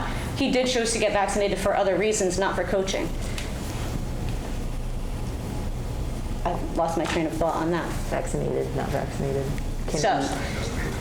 Okay, so here's our issue. So at our banquet, I know it's been explained to our banquet, about our banquet. If the coaches will be sitting at a separate table, away from everybody else. They sit at their own table. They break bread together during the year. They are with these kids all day long. They are with them in the cafeteria. These kids eat in the cafeteria. I'm sure coaches eat in the cafeteria. Why are they being left out of the meal? But yet they can go to the same area after the meal is gone and sit in the same place with the same air, with the same area, but yet they can't have a meal. I feel it's disrespectful to the coaches. That is a time for our children and the parents to thank their coaches for all that they've done for them. And they will be present? After. Yeah, you can come, but we're not going to give you a meal. You can come after. We're not going to feed you. We raised a lot of money as a football committee, a lot of money to support this, to give our coaches the thank you that they deserve. And I still don't understand the rationale behind it. It's still not clear to me as to why the coaches can't eat a meal. So now my husband is a coach. Is he allowed to go to a restaurant? What if he is exposed to COVID? How are we going to know that? It's the same thing. We go to a restaurant. My family goes to restaurants all the time. These coaches just want to go and have a meal with their team that they've been with for years. I'm still not clear on that. So we are just asking to have the chance to celebrate with our coaches and give them the proper respect and be able to thank them for everything that they do for our children. Do you have any other? Yes. Can I ask a question? So I wanted to address Joe's. Well, I actually have a question. I want to clarify something, please. Sure. Was this the same policy that was in place back in the spring for our spring? I'm sorry. I'm asking Patrick a question. Is this the same policy that was in place back in the spring for our spring teams? For instance, baseball, fencing, tennis, track. What was in effect back in the spring? So there should have been no indoor dining. Right. That was all outside, and I know that I attended something for my student outside with the coach. And so that was something that those teams were able to accomplish, correct? Okay. May I comment on that? Because I'm an event professional for over 20 years and in HR as well. The reason that you had those stipulations is because restaurants and banquet facilities were not fully functioning at that time. Then the governor restricted or lifted that mandate where everyone can eat indoors. That's why you were eating outdoors. We didn't. I don't think anybody ate. I think that was the key. I don't believe that there was any food at those events. Exactly. We don't have the option to eat indoors. But I'd like to address what you said, Joe, and I appreciate that. But what I'm asking is when you receive the guidance of the resources around you, to analyze it and evaluate it. As Lisa said, it really doesn't make any sense not to be able to eat with our coaches together when they're with them all day long, they ride on the bus together, they practice, they are together constantly. So you're adding the element of food. How is that an unnecessary risk? Show me the data. And that's what I asked you, Patrick, today. You did. So I'm asking, when you are making these decisions, or if at the very least, how about you put it out to the public? Maybe ask someone like me who is in this industry for so long, and I can give you some guidance based on what the direction is. I lead conferences for 1,000+ people. So having this banquet for 200 at the least in a facility that holds 400, I think we have the social distancing under control. We will be wearing masks if we can suggest it. But what I'm asking of all of you is to take your responsibility to make decisions that make sense. Like, listen to what you're telling us. It's okay for a coach who is a parent that he can come and wear his hat as a dad, but then an hour later can attend as a coach. Does that make any sense to any of you? The applause, but I would really like an answer. Like, does it make sense to you? You have to put sense into the decisions that you make because you are leaders here. You have a responsibility to us, and I can appreciate that we are allowed to have these in the other neighboring towns. I really don't care, honestly, what other neighboring towns. I live in this town. I pay taxes in this town. I care what you do for us. So I'm asking for you to make the decisions that make sense. Because, and you mentioned it today, Patrick, some of them are contradicting. They are. They are. So listen to what you're passing on, because it doesn't only affect you. And you can't tidy up in a box. I understand events are nuanced, and this whole disease is nuanced. But if you put in some common sense, you will get the following from your constituents. But it has to make sense. And this does not.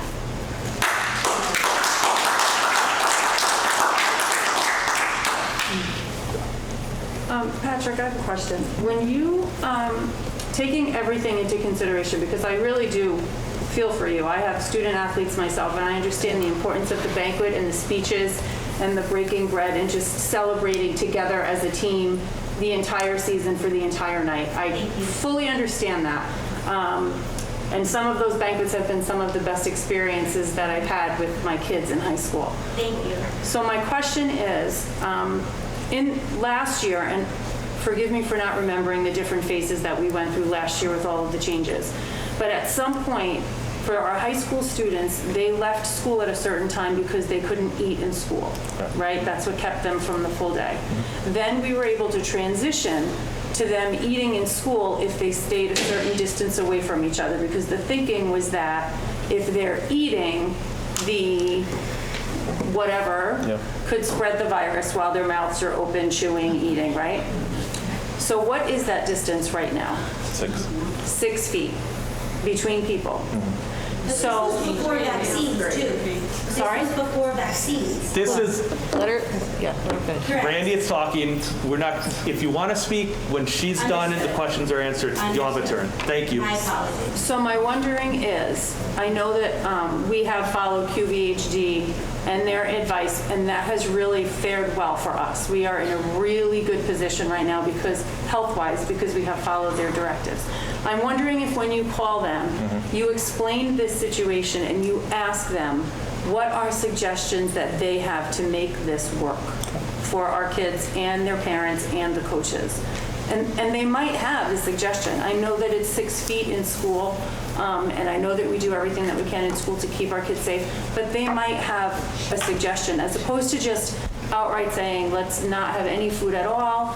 Maybe there's a happy middle where we can satisfy, no one will be 100% happy, but at least everyone will be able to celebrate together and enjoy the moment, because for so many kids, seniors especially, it might be their last time together as a team. So I ask you, when you have that conversation, just ask them for any possible give, and then hopefully we can make it work.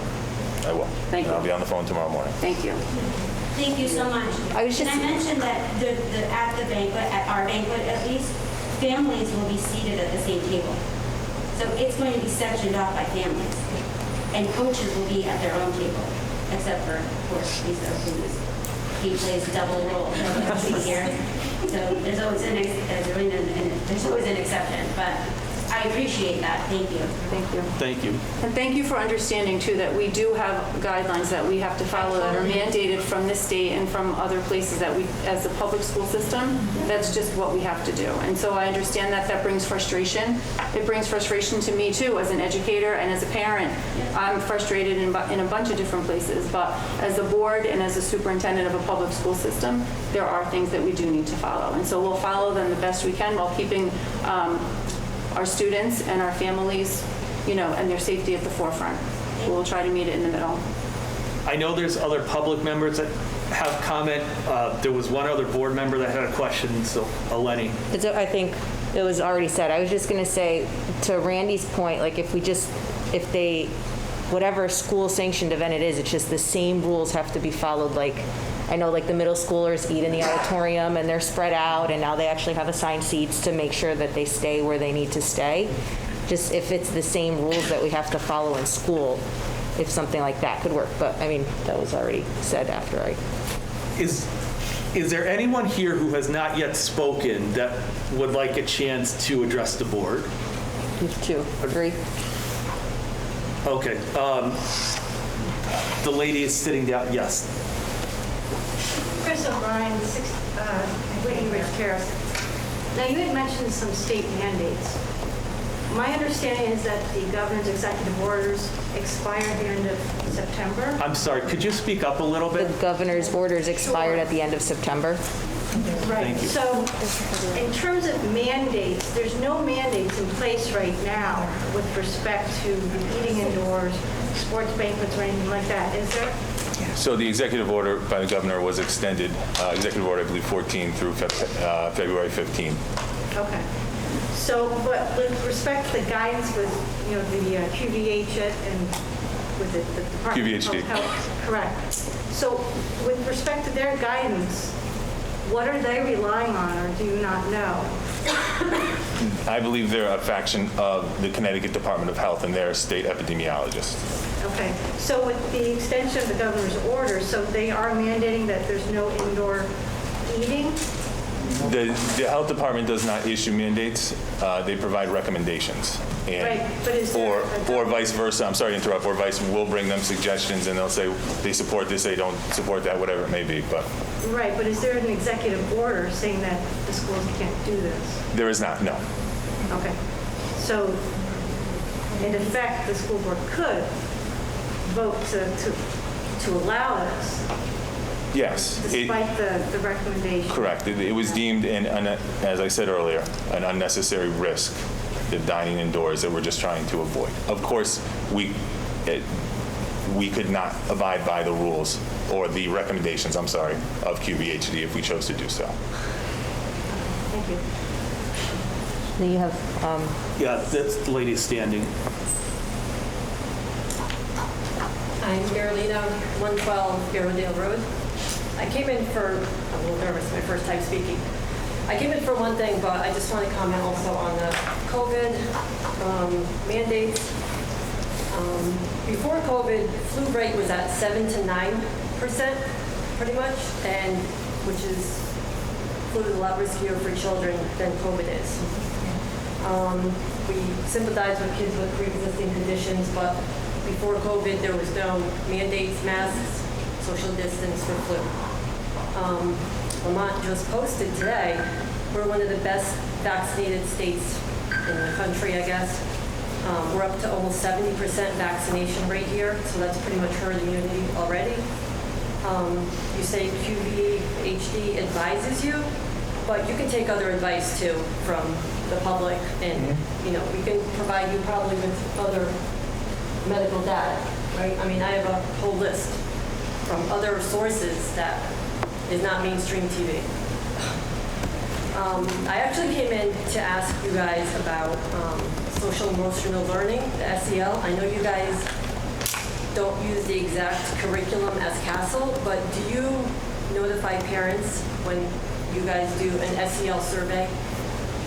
When we do an SEL survey, do we notify parents? Yeah, I know CASEL does So surveys. we have not sent a SEL survey to parents because it would have come from me. So we have not sent a survey.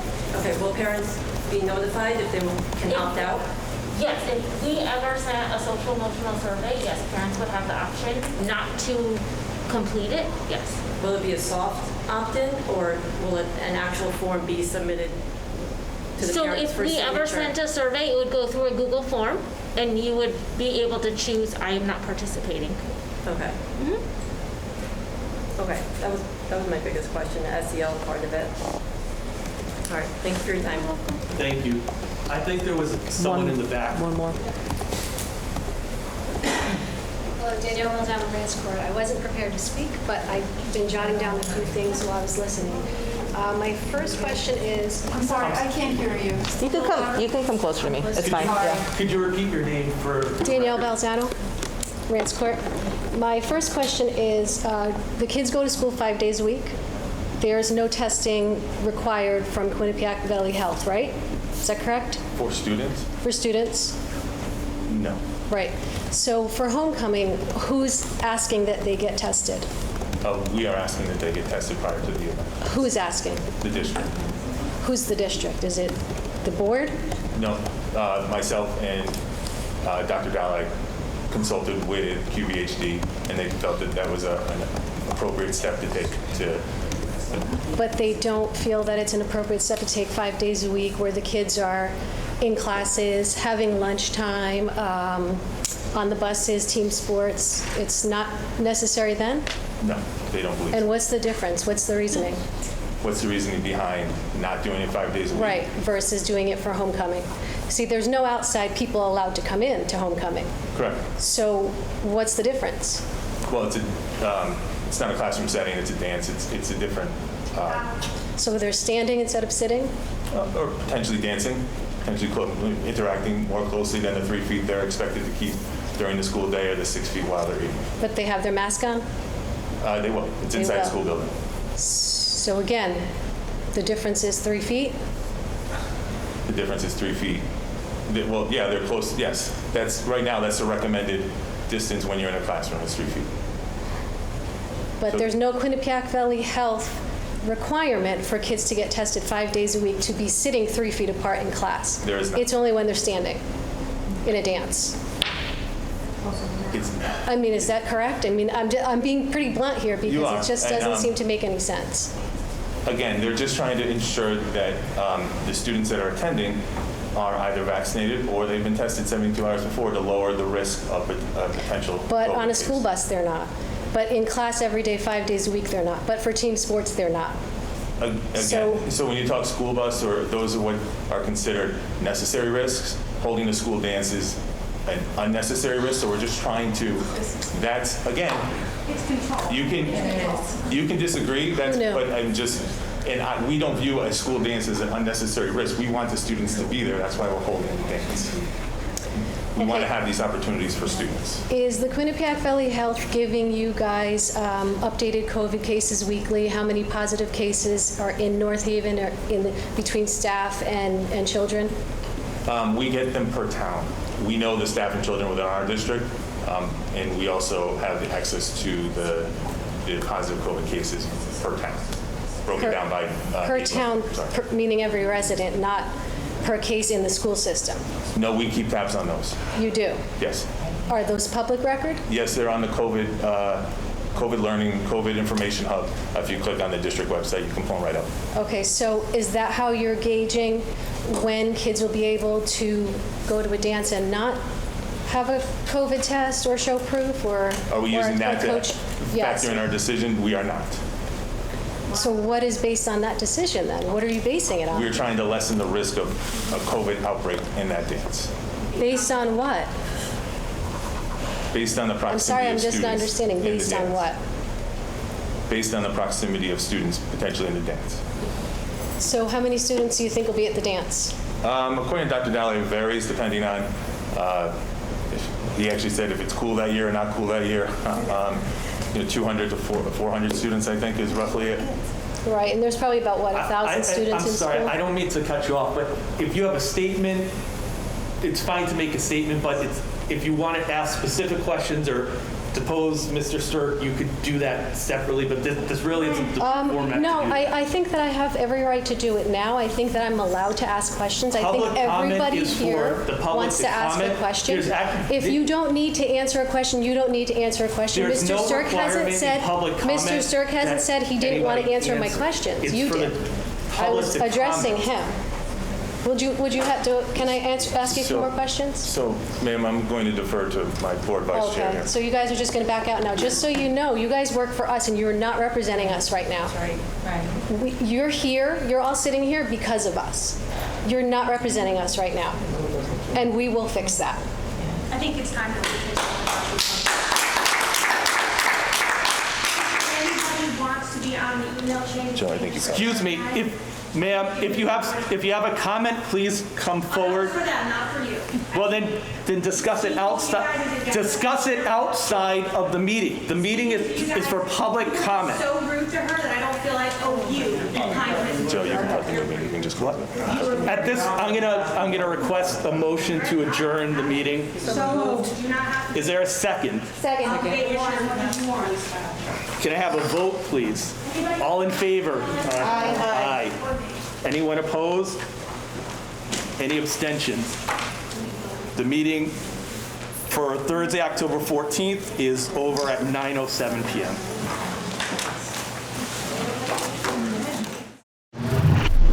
The preceding program is brought to you in part through a grant from the Town of North Haven.